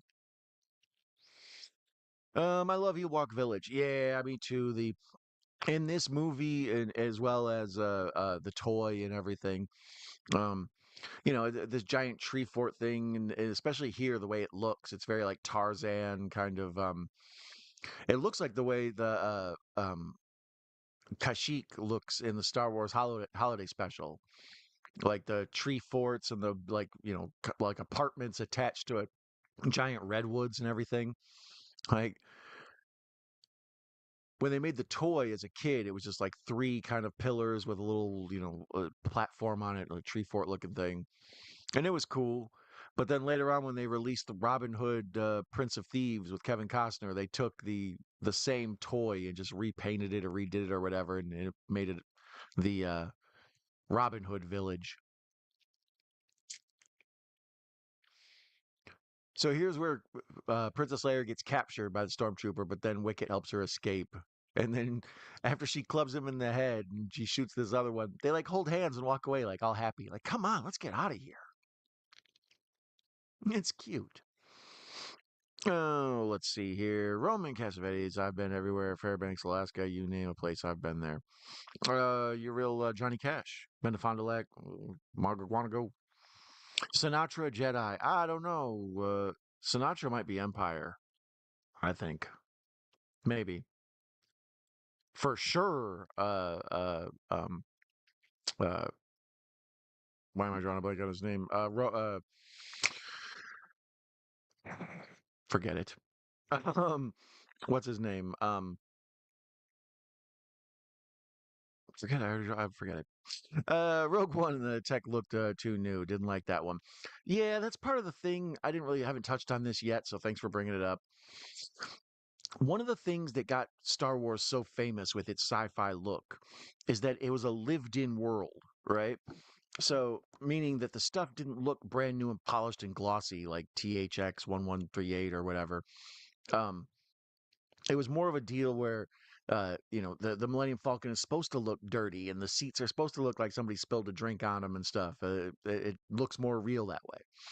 So then when they did the prequels, theoretically the stuff should have been newer because that's, the old, we're using the old stuff. So the made the world less lived in, like it was more new, as if things didn't exist before that or something. So the prequels have a lot of like very bright, clean, polished things. Like I mentioned here, the deck of the Death Star looks very polished and reflective. It looks cool, but it doesn't quite have that same grit as the first one. But then when you go to the other things, yeah, the prequels and even well, JJ's world looks lived in, especially Force Awakens does, but the prequels all look too sanitized, too clean for my liking. Except for Watto. Watto rules. Have sky be white and stars be black, invert all color and remake them all. There we go. Save me the trouble of having to deal with a remake. John Travolta calls you, says he wants to make Saturday Night Fever Legacy Quoll. What you say? I'll direct it, but I can't be in it. I can't dance. Actually, I'm not a big Saturday Night Fever guy. It was all right. Uh, it's one of those movies like Rocky. Like I often say, I don't like Rocky 1. I don't like the Rocky franchise really till part 3 and on. And then part of the reason I hate 5 is there's sad people to hang out with. Like I like to, when I hang out in movies and then, the people you're dealing with and stuff, I like to have fun, go new places, enjoy who I'm with. But when the characters are sort of sad sacks or, like I don't think I would kick it with anybody in Saturday Night Fever. You know, I, uh, like I wouldn't kick it with Tony Montana, but that's why the movie's fun. It's like, oh, I do get to hang out with him and see what his life is like every day.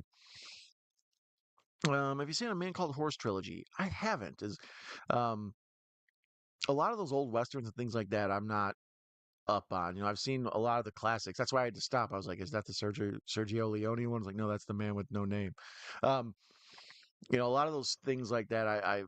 They were before my time, so I had to go back and watch them. And a lot of the westerns never quite connected to me that much. The westerns I do love, I love a lot, but the ones I don't, most of them are, they don't feel like I have a connection to them. They're too country for me. I don't know how to describe it. So here's where they get wrapped up in the net, and then all the Ewoks come and tie them up and then take them away. The cannibal Ewok's going to eat them all. They're kind of cute. They do got black eyes like doll's eyes though. Black eyes like doll's eyes. I like when Han tries to get tough with the Ewoks. Like, hey, don't you stop pointing that at me. It's like, what are you gonna do? Beat up a bunch of little furry little people? I'd like to see that movie. Han just stands up and just starts yeeting Ewoks into the woods. Chewie throwing them at each other. I'll beat an Ewok with another Ewok. Xavier is Jedi. Yeah, I would say Xavier is probably a Jedi. Xavier's got a cult following. We need to get Xavier merch. Just a plain T-shirt with just a little Xavier sitting like right here.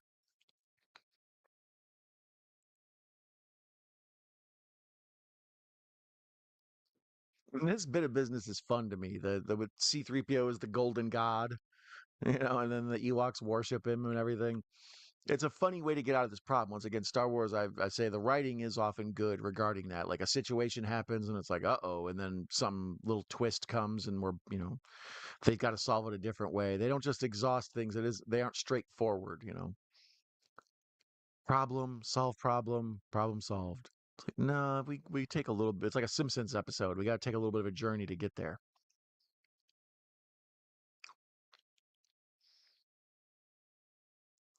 This whole thing too, where like Han's trying to convince C-3PO. It's like, okay, well, if they think you're a god, just tell them da da da. And he's like, oh, that wouldn't be proper.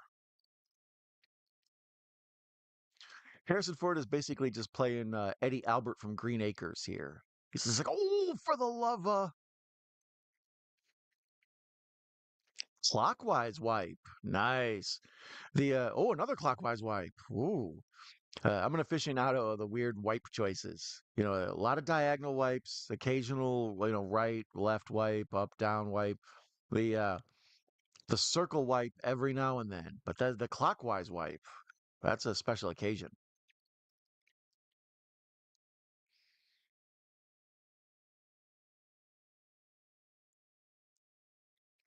So they're tying up all the main cast members to slowly cook them and eat them.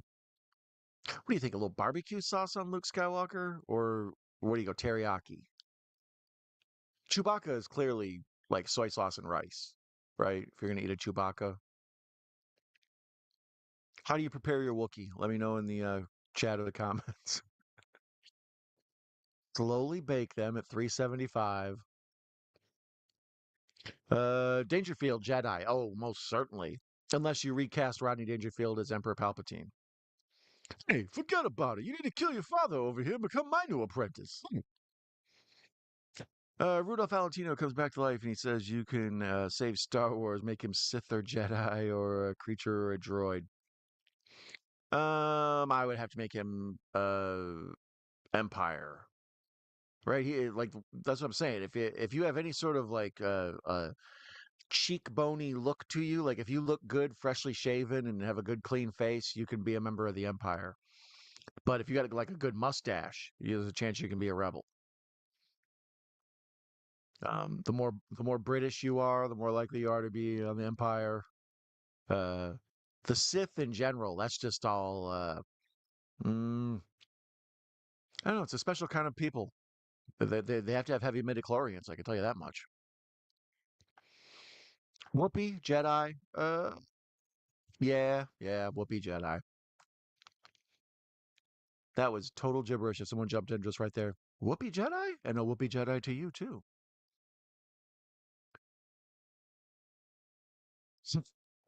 Once again, we're doing the thing where Luke knows he's badass and nobody else like will accept it. So he tells C-3PO, it's like, well, tell them you're going to be angry and you're going to have to use your magic. And he's like, I don't have any magic. He's like, just do it.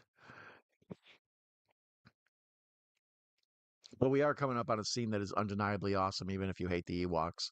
When C-3PO puts on that like radio play and he explains what's happened up to this point, and the Ewoks are all kind of curled, like sitting around snuggled up, and like the one kind of leans on Han Solo and listens all peacefully. Makes me smile every time. It's going to make me smile in a minute. You can bet your bottom dollar, Annie.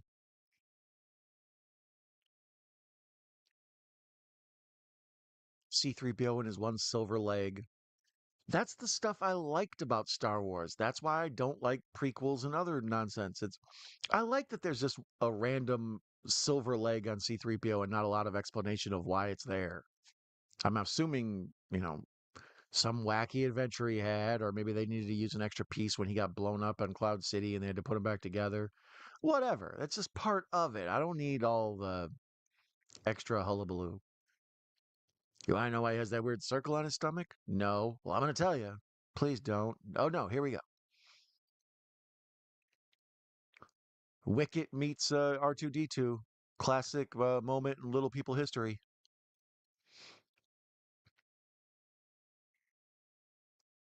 And we're on another commercial. Ugh, Nicole Richie. Why is Nicole Richie in my Star Wars experience? I mean, I understand she's pushing a lotion or whatever she's doing, but seriously, Nicole Richie, get out of my Star Wars. Nicole Richie, Sith, Sith, probably. Gareth has a VHS blanket. He wakes up and rewinds the blanket to go see. Uh, That's a good part of a movie. I would have that. Oh, what did I just drop? Oh, nothing. Okay. Um, so we're on a commercial right now for Eucerin. We're at the hour and 15-minute mark in the movie. So there's exactly 1 hour left. Um, this is we've already started the second act pretty much once we got to the Endor moon. Um, but in general, there is a slog in the middle, like Clarkness said. It's I like this part coming up with the where C3PO explains the story, like I said, and you hear the and the Ewoks are loving it. You see them fascinated. And that's good stuff for a lot of reasons. Hitchcock is one of my favorite directors of all time, and one of the things he was fascinated with was the audience's relationship to the movie. So a movie like Rear Window is really all about being a being a person who's watching movies more than it is about anything else. So to see this part with the Ewoks listening to C3PO explain the story and all that and see their reaction, it's kind of a what's it called? Sullivan's Travels or whatever moment. Like in Gremlins when they get all happy when they get to watch Snow White and the Seven Dwarves. They're watching Snow White and they love it. Now they're just pimping out Gatorade. Oh, Disney, you shills. Have you no shame? Can't we get back to my lightsaber murders? There we go. So here we see the C3PO's spoken word performance of what's happened in these movies up until now is a standing room only, like a lines out the doors. Un checo bascom. I like that. I'm down with that Ewok who's just sitting there smoking a pipe. And it's cute that the Ewoks have baby Ewoks and stuff. You get a feeling for their tribe. Lucas liked a man called Horse, too, directed by Kirshner. Okay, yeah, that would make sense. Um, Kirshner in general, I don't understand why he didn't do more. I think that's why I was attributing Body Heat to him. His filmography, other than Empire, isn't that impressive. I like RoboCop 2, and I like Never Say Never Again. It's fun in its own weird way, or whatever. But you would think the ability to make Empire Strikes Back, you should be able to. I don't know. Seems like he would have turned up more in film history. Speaking Ewok keys, that Ewok looks like Lil Wayne a lot. Like Lil Wayne might want to sue.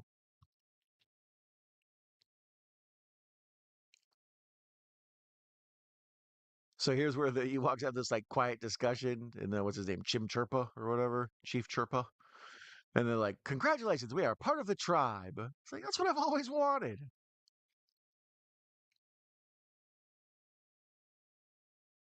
Looking at Harrison Ford here, I think they should have made the solo movie with Josh Hartnett as young Harrison Ford. Thoughts? Who would you cast as young Mark Hamill?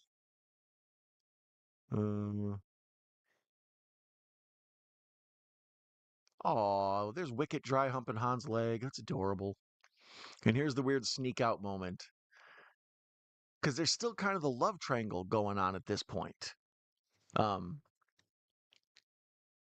where Leia dips off to talk to Luke outside, and Han's inside talking to C-3PO and the Ewoks and everything.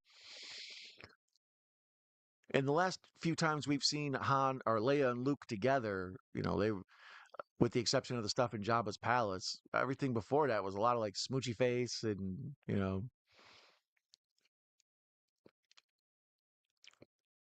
I like how she's did up. When the Ewoks capture her, or when she becomes friends with them, and they like put her in a little Ewok outfit. Like, how did the Ewoks have human clothes ready and decide she needed a braid and stuff? Those Ewoks, they're fashion forward. This is a bit melodramatic, but I like it. The where he asks Leia about her mother. What was your mother like? I never knew my mother. Blah blah blah. Hamill's acting his ass off here. He does a good job.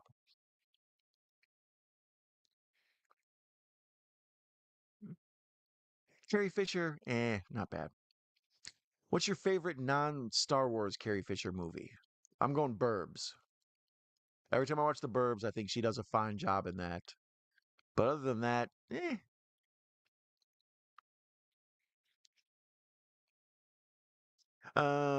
program C3PO with Jive. I'd be down for that. You suckers need to get on the Millennium Falcon immediately before I kick your bony asses. Animated Robin Hood, Cluck and Friar Tuck Empire. I don't know if Robin Hood stands up. Like the idea of it, like robbing from the rich to feed the poor, and especially in like economic cycles and stuff. Robin Hood has its moments, but it's like Lone Ranger. Like the Lone Ranger's a very to me it seems like a valuable property, but then when they try to make movies or TVs and stuff, it's like it doesn't really work. I don't know about Robin Hood anymore. Um, I think if you tell a good story with anybody with a damn archer in it, people love that Green Arrow show. So I think if you tell a decent story, people will watch Robin Hood. But I think they get the era alienates people. They don't connect to the kings and queens and Sherwood Forest and all that like they used to. But anything with Friar Tuck, right? Give me a bald guy, or give me like a heavy set guy with a weird haircut.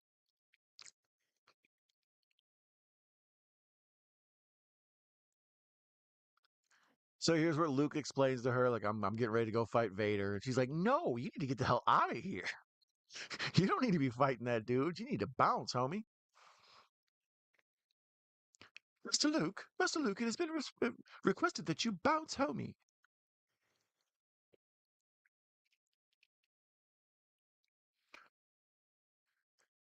And this whole thing with the redemption of Vader, I don't think this gets enough credit. I don't know. It's weird. I find it to be very thought provoking and very like emotionally interesting and stuff. The father alienated from the son, and the father convinced, or the son convinced he can bring the father back to the good side, and all of that.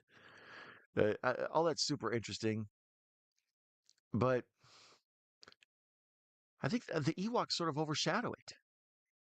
Like I put in the title of this, "Did the Ewoks ruin it?" And I don't think so at all. I love them. They're these type of characters turn up in all sorts of movies. So if people are picking on the Ewoks, it's just because they hate them because they're cute. Don't hate them for their cuteness, but they do sort of their cuteness and teddy bearness, their Care Bear attitude is sort of overshadows a lot of the heavy drama going on here. Even here, where Han's telling Leia, like, "Okay, I see how much you love Luke. When he gets back, I'll leave. It's cool."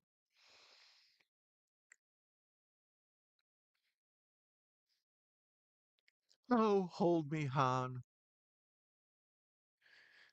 The partially constructed Death Star is crazy looking. Like just a building built in space in real time. I don't know. It's like whenever you see a skyscraper being built or something, it just looks funky. Oh, that looks like a safety hazard. So they're on the forest moon of Endor, and that is a terrible composite shot. I like just a random AT-AT or AT-AT walking around outside where the Empire's camped out on the rebel or on the forest moon.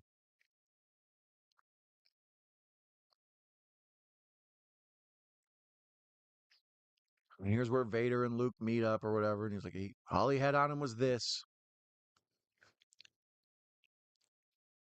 C-3PO is a cocktail, last bar, man, poet, and cell block bar scene. C-3PO is in Cocktail as the last bar, man, poet, and cell block bar scene. Um, is that true? I didn't know he was in there. Um, or is that just a good idea? Just have C-3PO and cocktail. Conduct yourself and there we go.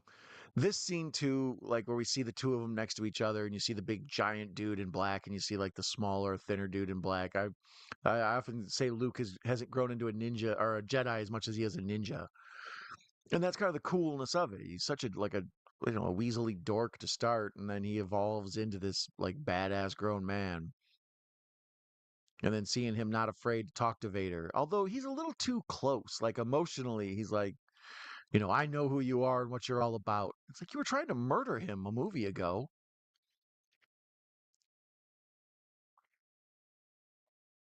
This is the first time, like the whole movie, Luke's been saying, like, no, he's been ahead of everybody. He knows what's going on. So then here he is, where he tells Vader, he's like, and this is why you won't bring me to your Emperor now. And then, like, the next scene, he's like, here, meet the Emperor. I like the green lightsaber. We had mentioned earlier traditionally the lightsabers up to this point had been red or blue. So now to get the green one is extra funky. Uh, Samuel L's purple one was basically just a request by him. I don't know why George Lucas said okay, but well, he did. Robin Hood cartoon, Disney greatest movie ever. I do like the Disney Robin Hood, the one with the fox and all that stuff. Sibling rivalry movie, underrated Carrie Fisher and Kirstie Alley. I don't think I ever saw that. That's a good. They're sisters. I take it a sibling rivalry. That's a good sister duo. I could see that. Um, what else is Carrie Fisher in? Wasn't she in Continental Divide with John Belushi and Postcard? Or was she in Postcards from the Edge? It's about her, right? But I don't remember if she was in it. Vader like red, yellow, or green curry. I don't eat any curry, so I would guess he would eat the yellow curry because that's what sometimes my family eats. But the only curry I like is Mark Curry, hanging with Mr. Cooper.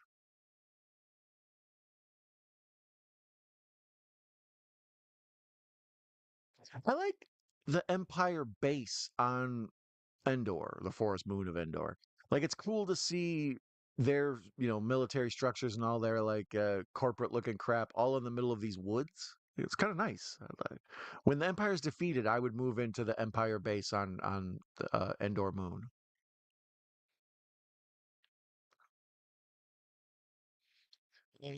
Nance Great Dunker. Yes, I mean I am biased, but he did win the first slam dunk contest. He beat Dr. J and Dominique Wilkins in that one. Orlando Woolridge. He beat Dr. Duncanstein, Daryl Griffith.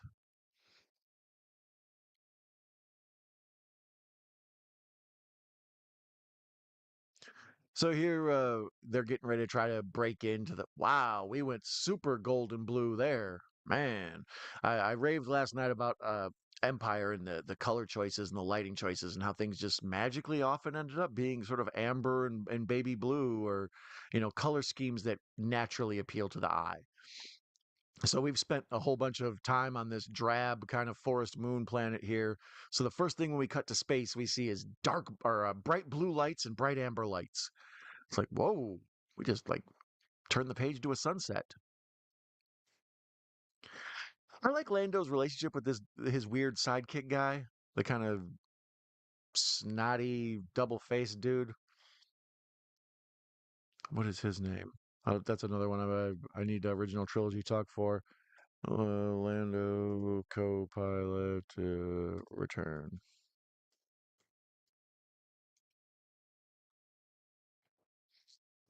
Neon Nub. Oh, that's right. Nine Nub, and then his brother's like 10 Nub or something like that.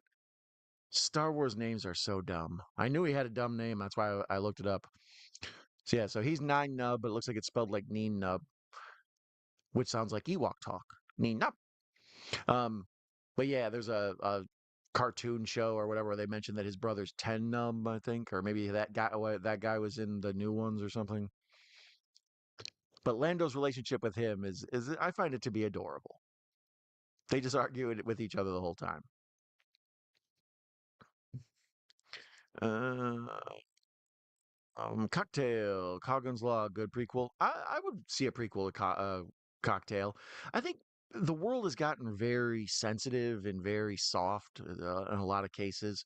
So I don't think you could tell a cocktail type movie without dealing with any kind of alcoholism. They'd be like, well, it's all about these people who just get drunk all the time. We got to deal with them going to rehab or whatever. Nobody wants that. Cocktail novel is interesting. I bet it is. Jamie Gertz is the sister in that. In which one? The cocktail? In the sibling rivalry one. Maybe that one. Jamie Gertz, not only Lost Boys, not only what Solar Babies or one of them. What's the one she's in? Not only all the fine stuff that Jamie Gertz is in, also part owner of the Atlanta Hawks, bringing it all back around to basketball. Whenever they do the NBA like draft and lottery stuff or whatever, there's Jamie Gertz every time. I showed my wife one day. I was like, look, they're getting ready to pick the lottery balls thing, and the lady standing there's the lady from the Lost Boys. She's like, Huh?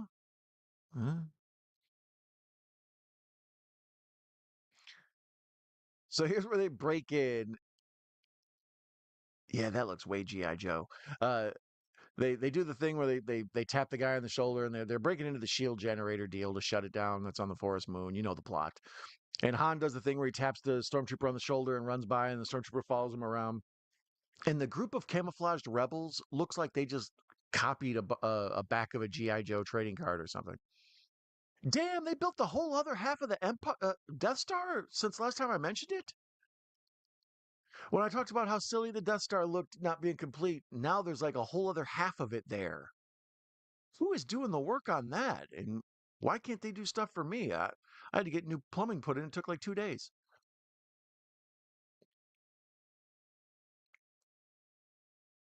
Vader's outfit looking extra shiny, looking like Snake Plissken's pants in Escape from L.A. How much of that is Hefty Bag? Let's see if Palpatine's weird slug is in this one. My whole life, the Emperor, in every cut on VHS I ever saw, and then later on when the special editions came out, I thought it would have been gone. But the Emperor's mask, let's see, I think I might even had a thing. The way the Emperor's hood like drapes around his face, there was this weird black like thing on his face. Where are you at?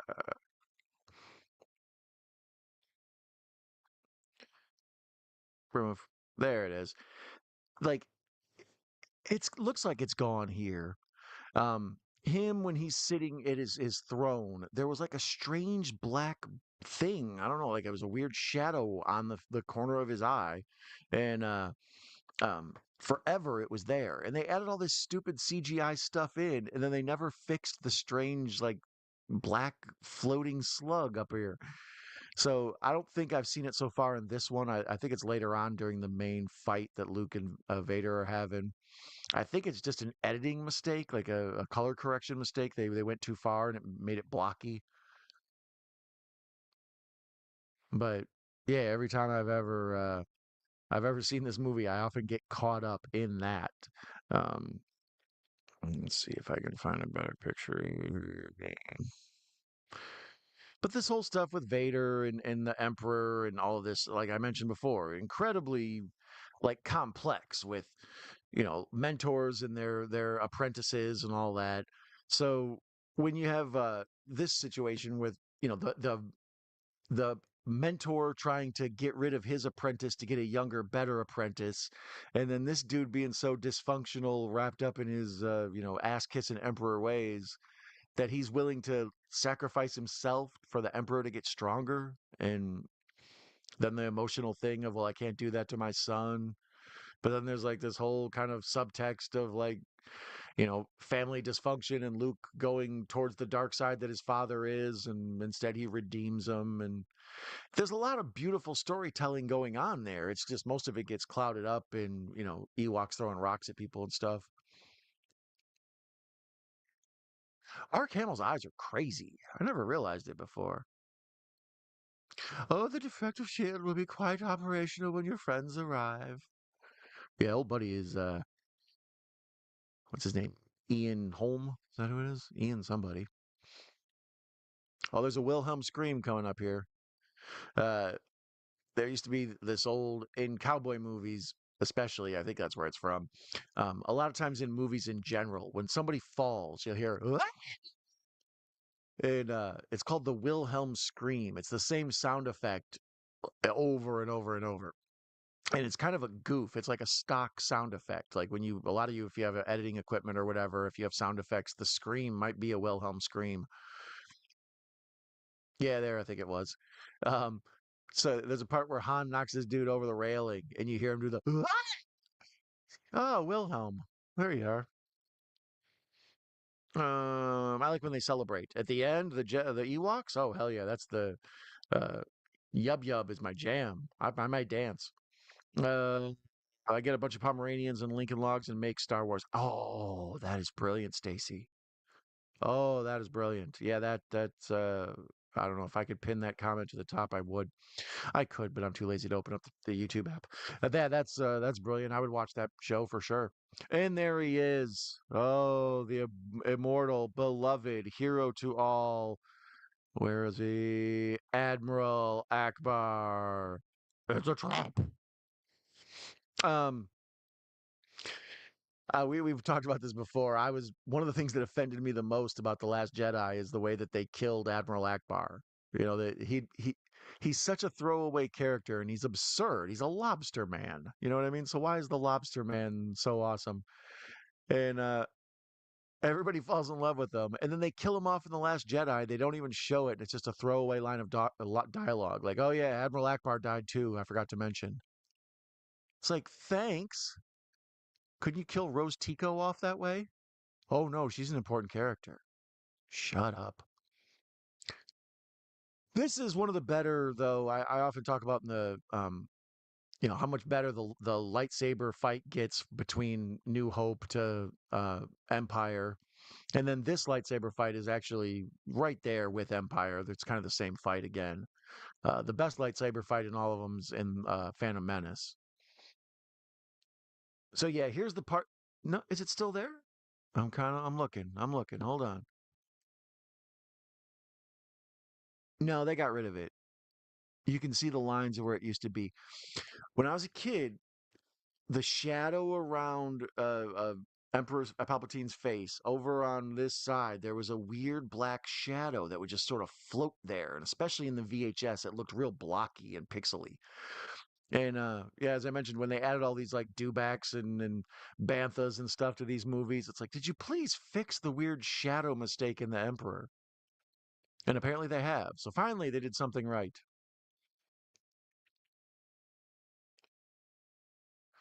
And the psychology of all this is just sort of amazing. Like it's hard to wrap your head around, but it's that's part of the coolness of it. Like grab your thing and strike me down. When you kill me, you will become evil and I win.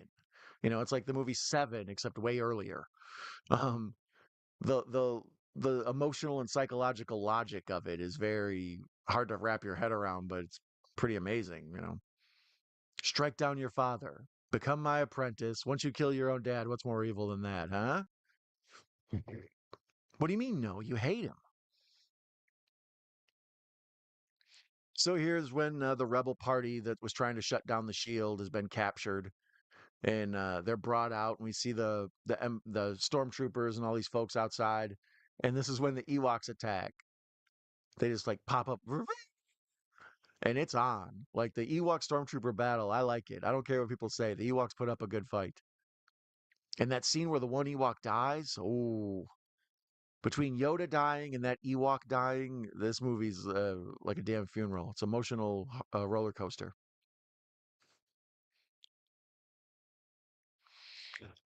Akbar lives on. Oh, I don't acknowledge what happens. Thank you. I appreciate that. That's the right way to handle it. Make Dirty Rotten Scoundrels Legacy Quill. Yes. They should make Dirty Rotten Scoundrels NyQuil. I would drink it. Clint is a Jedi. For sure, Clint is a Jedi. I would say that. I'm assuming you mean Clint Eastwood, not Clint Howard, because either way, they would be Jedi. Red Six down. Nice to see you. Akbar and Thrawn are going to duke it out in Ahsoka along General Singula. This is the way. As I mentioned last night, a lot of the new Disney stuff, the shows and the mythology going in through that, not knowledgeable enough to really speak on. I started watching Mandalorian because Baby Yoda took the world by storm, but I still haven't seen Andor or Acolyte or Book of Boba Fett or Obi-Wan or whatever. I'm sure at some point I'll start digging into those. Those aren't really ones, most series I watch is ones I watch with my wife. So it's easy to get her to watch Penny Dreadful or Sopranos or something like that. But it's hard to be like, you want to watch Star Wars? I want more stories about the Ewoks and their hang gliders. I guess there was some hang glider stuff in those Ewok movies. If for those of you who don't know, the Ewoks also had two separate movies. They were made for TV ones. Uh, um, was it Escape from Endor or something like that? Battle for Endor. And then what's the other one? Caravan of Courage, I believe it's called. I uh, I think I have Caravan of Courage on VHS, and then I have a double feature of both of them on a DVD. They released them around the same time the prequels came out. And I ended up snatching one up just as kind of a goof, like, oh yeah, the Ewok movies. I'll put it with the rest of my Star Wars collection. And last time I saw on eBay, that's like a $200 DVD or something. So there are Ewok heads out there, and they will pay top dollar for their physical media. Or if you have the double feature DVD of Caravan of Courage and Battle for Endor, maybe make a few extra bucks at Christmas time or something there, sell it on eBay. Another one that I didn't know was valuable is Dogma. I have like three versions of Dogma, and that one's like it's out of print because of a bunch of problems. So if you got a Dogma in your collection, that one usually sells well. So here we're having the big multi-layer fight thing. This is, I think, the first time they really do this in the Star Wars films, and it becomes a staple later on. The huge, grandiose, like we're having the space fight, and then we're having the fight on the ground in the woods, and then we have Luke and the Vader having their whole lightsaber fight, and just all of it. Like every scene we cut away to is are people in a various form of war.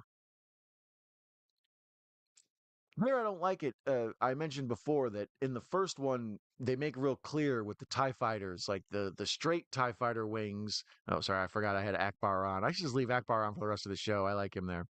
I will. No, where am I at? Full screen.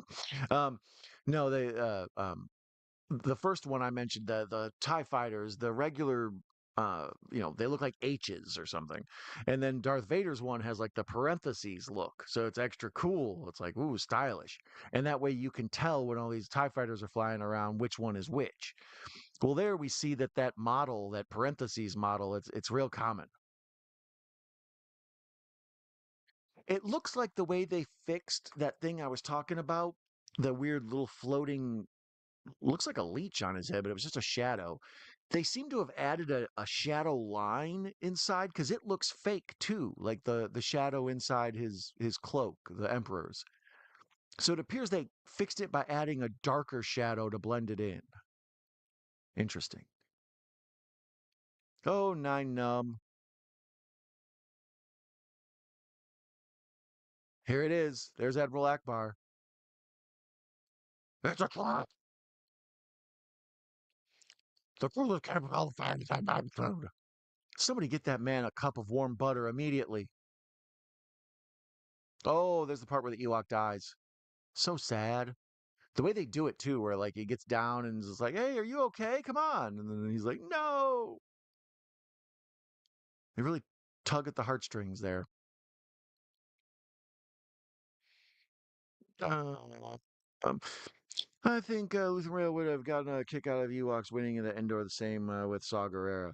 Yeah, it sounds right. I mean, the Ewoks are like the and only people when pushed to their being to use the land to feed the Imperial war machine. Pretty much. Thanks for the fun rewatch. No problem, Stacy. Yeah, I mean, The Ewoks themselves, I feel like people they get a bad rap because people know by the time this one comes out, they understand Star Wars isn't just a set of movies; it's a way to sell merchandise. So when they see the Ewoks, the cynical side right away is like, oh, this is just an excuse to sell teddy bears. As a kid, I thought they were actually baby Ewok or baby Chewbacca's. The way everybody thought Grogu was baby Yoda, like I thought Ewoks were baby Wookiees. Sorry, there's the scene, the one where the Ewok gets killed, and the other one's like, "All right, we're okay, come on." They have to give you that war is real kind of moment, because otherwise it's like an episode of the A Team or GI Joe where everybody gets blown up, but then later on we see they're fine. All you gotta do is kill off one or two teddy bears. You kill off a teddy bear and an old frog, and you will have me crying, boy. Big mark for the Imperial Star Destroyers. They look awesome. No matter how many times I see them, I'm just like, those ships look badass. Where's one? There we go. I mentioned before they kind of look like giant knives in space. Like it looks like you could stab somebody with one of these things. That's part of the scariness of them. I know they're supposed to look like kind of like a battleship or something like that, but and then they're more aerodynamic, but there's just something about them. A giant floating piece of pie. It looks terrifying.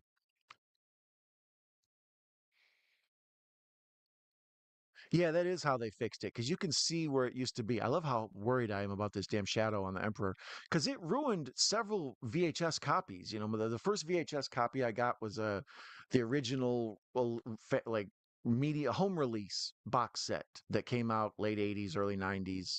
Had like it was blue, had all the artwork over it. And that was a full frame box set.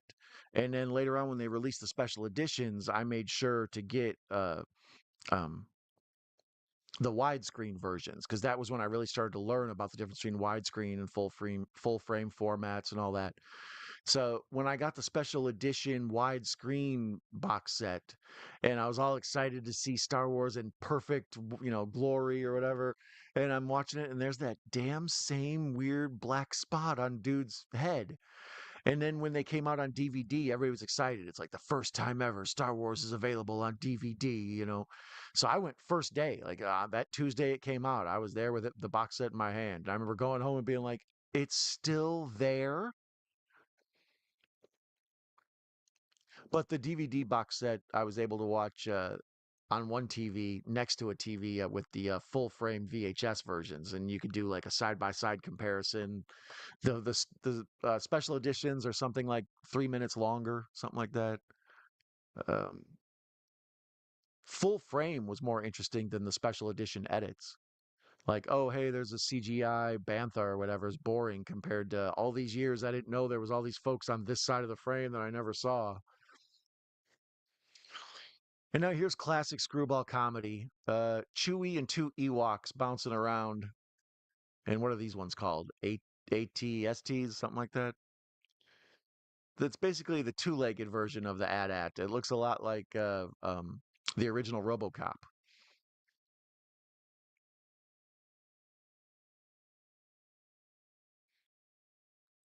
Yeah, Chewie and the Ewoks are rolling around inside an Imperial, walker. I'm down for it. I would see that movie. I'd watch that show. Yeah, this is the new Fast and the Furious. I would watch that. And then for some weird reason, the Ewok like plays with Chewie's hair. I never noticed that before. He's like, "Yay!" and starts playing with his hair. I don't think you could kill a stormtrooper with a bow and arrow, but once again, that's maybe my cynicism speaking. That's a famous scene, but that looks like crap. The one where they tie the rope around the front of the flying speeder, and then the guy gets caught and he swings around the tree several times until he slams into it. The matte lines look terrible, the composite lines, but other than that, like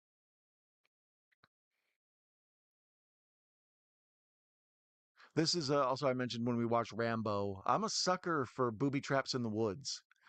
There's a movie called Southern Comfort that's got some of that, and this, there's something about just people defending themselves with their little booby traps and snares and whatnot.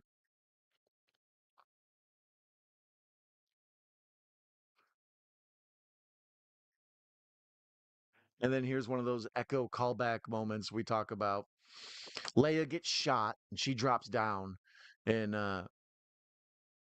Han's tending to her, and the stormtroopers creep up on her, and he sees that she's got a gun, and he looks down and he's like, "I love you," and she's like, "I know." Uh, it's an awesome callback to the "I know" scene from the Carbonite in Empire Strikes Back. And then when this walker comes up and shoots at him, and then or points at him, and then of course it's Chewie and the Ewoks. Chewie, she's hurt. Get down here. No, wait. Yeah, Han is really kind of phoning it in. He's being more silly in this. I liked when he was pissed at C-3PO and the stuff with the Ewoks and all that, but most of it is him kind of being wacky in this. So Vader and Luke are sort of, knocking each other downstairs and all this. It reminds me very much of the fight they had on Cloud City. Obi-Wan taught you well.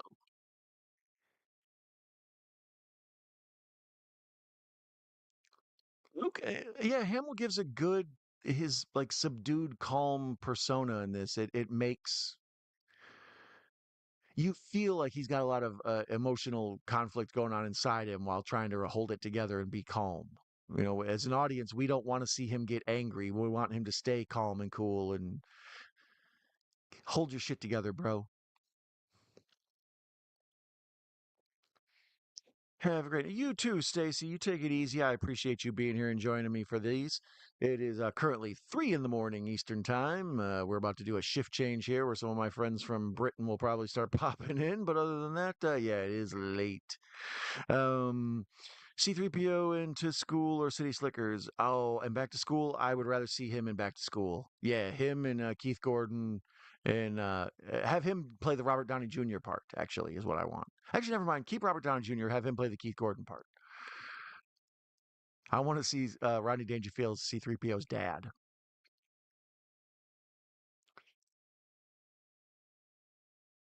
It's such a garish move. When Luke's up on the catwalk and then Vader just throws his lightsaber at the support thing and it knocks him down.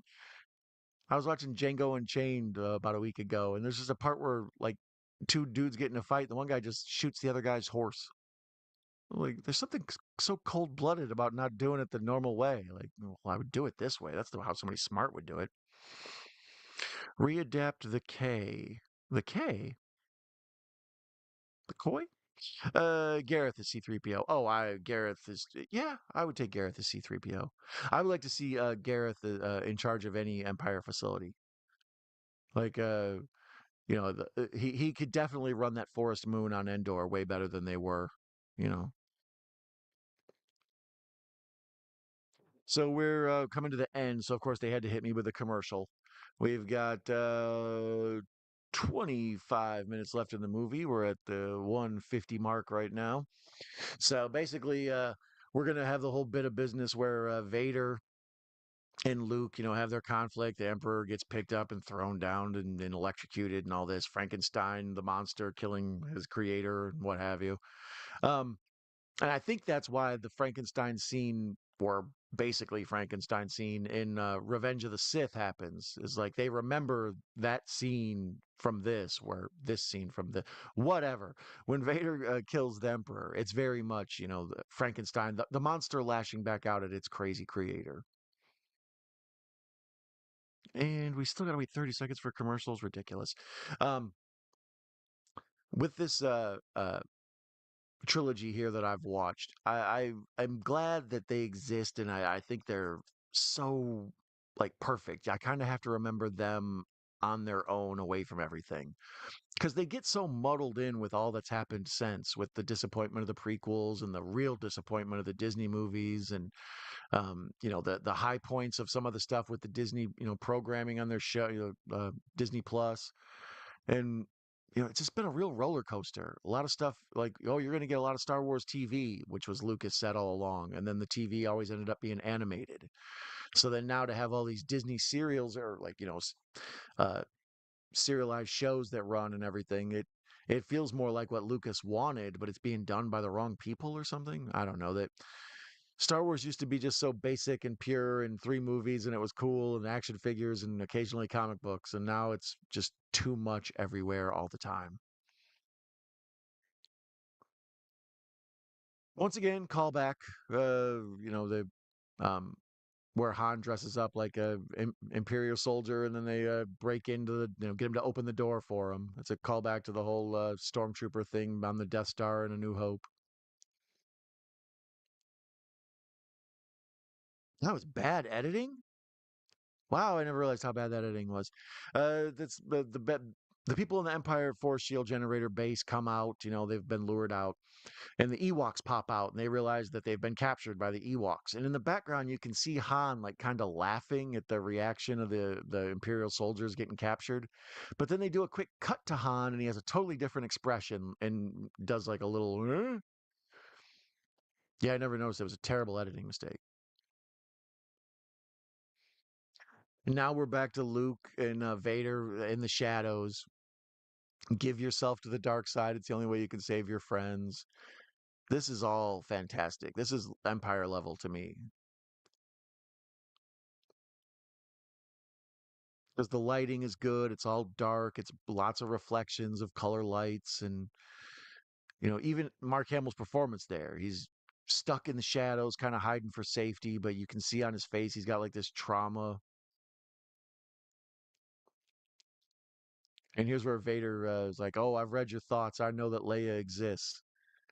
And that's when it gets good. He gets him to snap. He's trying to bait him into losing his emotions, and then that's where it takes. It's you can talk about me all you want, but you talk about my sister, I gotta hurt you, man.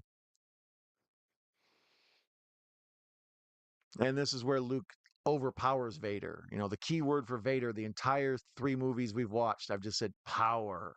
They shoot him low, they make him bigger than everyone else. His shoulders are twice as wide as everyone else's. He's just humongous. That cape, it makes him look even bigger.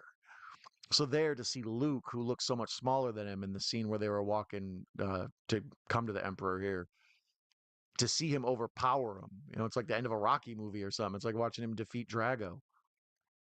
And there's where he cuts his hand off. Payback's a spork.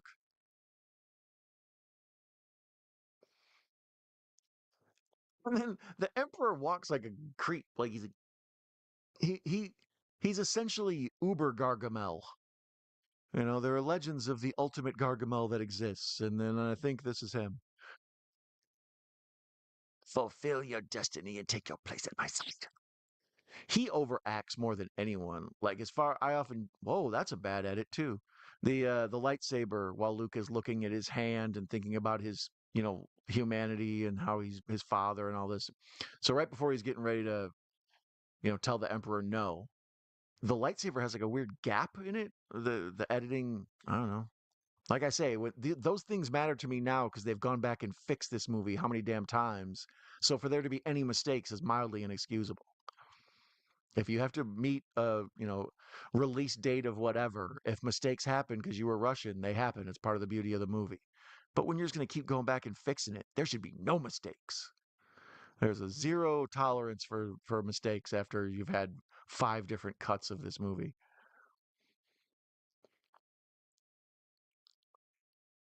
And there's where the shield generator gets blown up. That's a cool shot. I'm sure it was just a miniature, but it was pretty damn awesome. The big ass radar dish. And now we're back to Akbar. Hey everybody, Endless Shrimp is back at Red Lobster. Let's go. And Nine Numb's like, hey, yeah, man, let's go to the shrimp.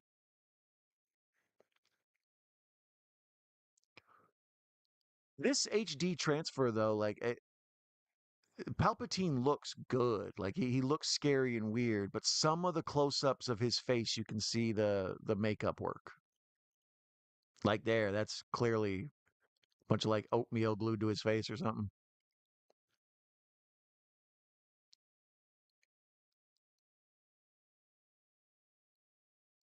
And here's where he's doing the lightning from the fingers deal.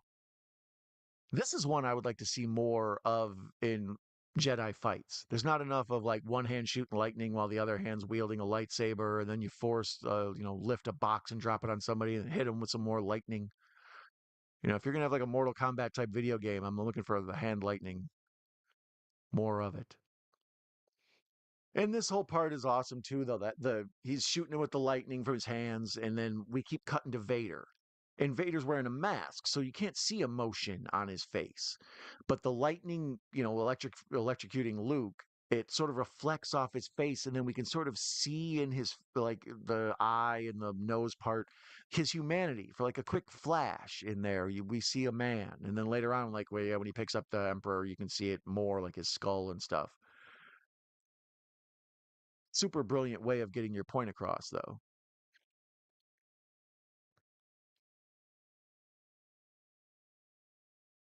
The slow push in on Vader's face that isn't reacting, but somehow we're feeling his emotion. I've talked about in superhero movies, a lot of times they got to figure a way to get the mask off of the superhero. It's like Spider Man's forever getting his mask ripped up because the actors can't emote when they have a damn mask covering their face. So the fact that they made Darth Vader like we could see his sadness and his like confusion and the conflict in him with just a mask.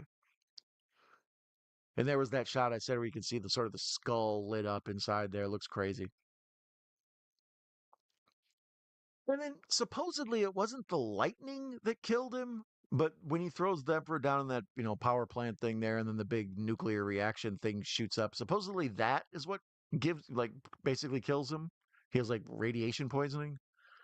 And if that's the case, with Luke dragging him around, shouldn't he have some sort of space cancer or something?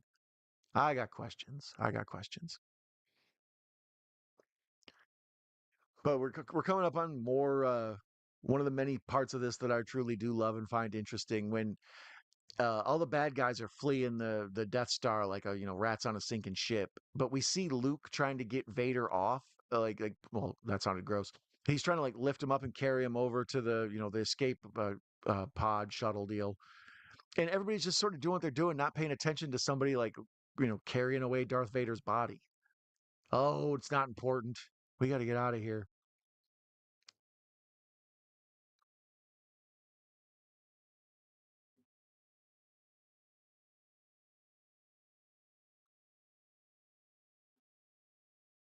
Yeah, we're just basically doing the same thing we saw in the end of New Hope or whatever. We many of Lucas's callbacks, flying through the air vent shafts or whatever to shoot that one shot to go in and blow it all up.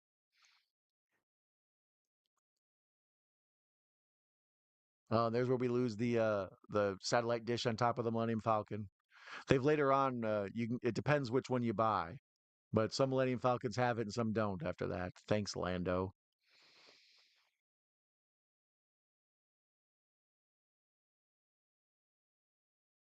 Yeah, I dig all this with the deflector shields and the explosions and Admiral Piet, and when we're cutting back and forth to the different ships spinning and shooting lasers. And here's the part where the one ship comes right up, and they're like, "Look out!" It's like airplane or something. It's headed right for us.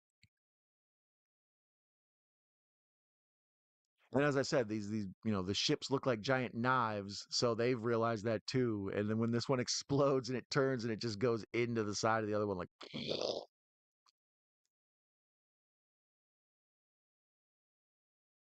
And here's what I was talking about. Everybody's just trying to get the hell out of here, but Luke's like clumsily carrying Vader, like, "Ugh."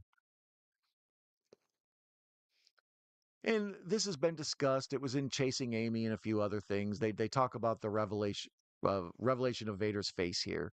I always thought it was interesting that he's like an older dude, and then coming up at the end with the Force ghosts. We'll talk about that here in a second, but like I like that take off my mask, I'd like to see you with my real eyes. And then he just sees it's like a weak normal dude. He's not this scary man. So this is a kind of a classic story of fathers and sons. This son grows up into being an adult and he no longer sees his father as scary and powerful. He sees him as a man and he understands him better and the choices he had to make to get where he's at and stuff. The beauty of Star Wars is it's a simple, stupid kids movie, but it's also philosophy, religion, things taken from all over the place. That's what's the reason it stands the test of time. So here's Egghead Anakin. The top of his head looks crazy, but he's once again, you can tell in his face. I'm assuming this is some sort of British actor. I don't know who this dude is, but he draws you into his eyes, and you believe that he loves Luke.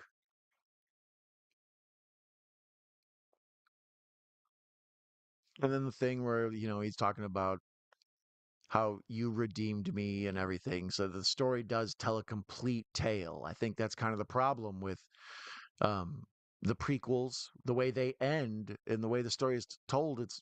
There doesn't feel like anything's been accomplished or any character has come complete full circle and learned who they are and gone on an adventure or something. Anakin becomes a bad guy, Obi-Wan becomes depressed, the kids end up hidden from each other on different islands or on different planets. It's like they tried to end the prequel in the like it was Return Empire Strikes Back or something. But this original trilogy, like I say, it's got an arc, it's got a story. The redemption of Darth Vader here at the end. This is all good stuff. Mark Hamill's 80s haircut, not good though. Damn fly in here.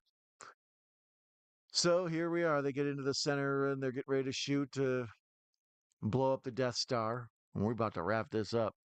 That's one of the things I like about this one. After they blow up the Death Star, we're gonna have the yub yub party scene, and then we're gonna get out of here. It's Star Wars. We're done.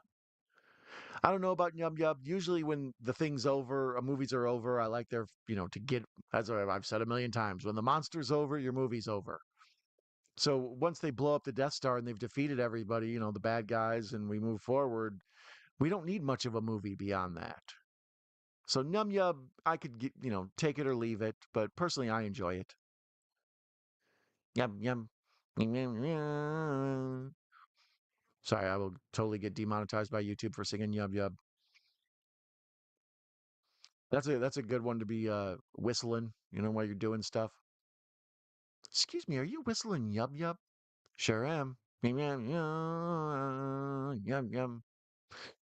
And I like that when this Death Star blows up, it's got like the big Saturn ring of explosion around it, almost like a shockwave of fire that comes out off of it. There's the Ewok celebration, and C3PO and R2D2 were just happy to be alive. R2D2 is mad he didn't get to have more adventure.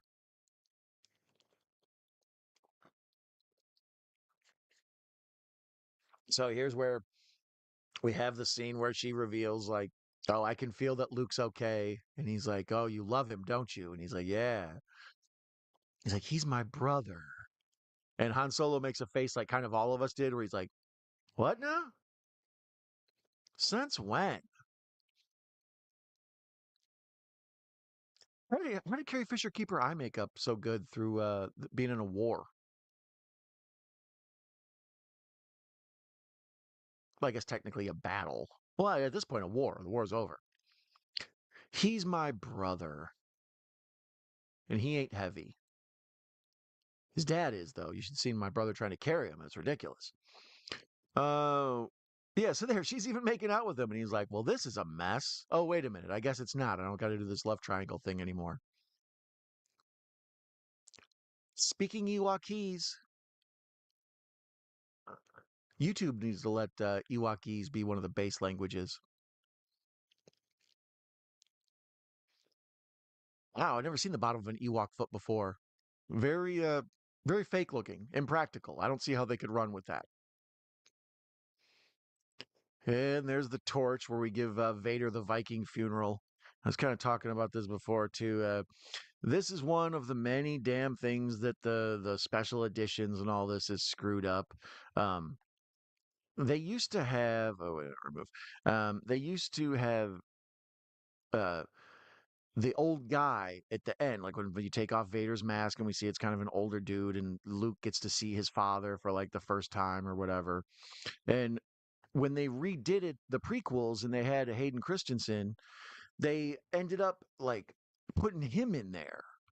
And I guess the logic of that was like, well, um, we have this big actor, we're going to use him. Not a lot of people know this other guy, but then he should also be returned to who he was before he went bad or whatever.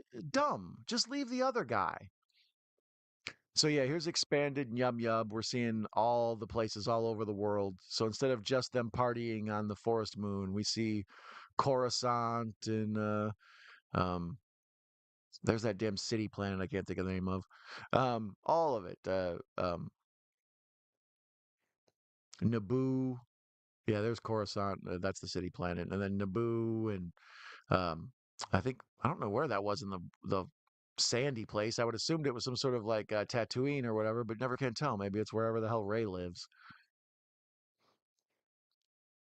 And then now we see the Ewoks partying. And why does it look like there's snow everywhere suddenly? I think it's just rocks, but I don't know.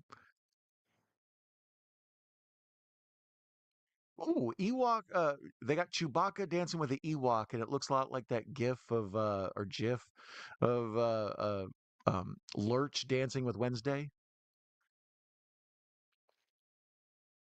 I like the Ewok that decided that he needed to do like a little breakdance and backflip thing. He's kicking it. Wicket with a beer bong.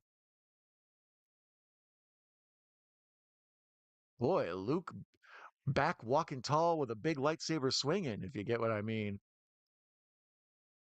He comes walking out of the woods. It's like his lightsaber's all bouncing around. It's like, Jesus, Luke, you're going to kill an Ewok. Be careful.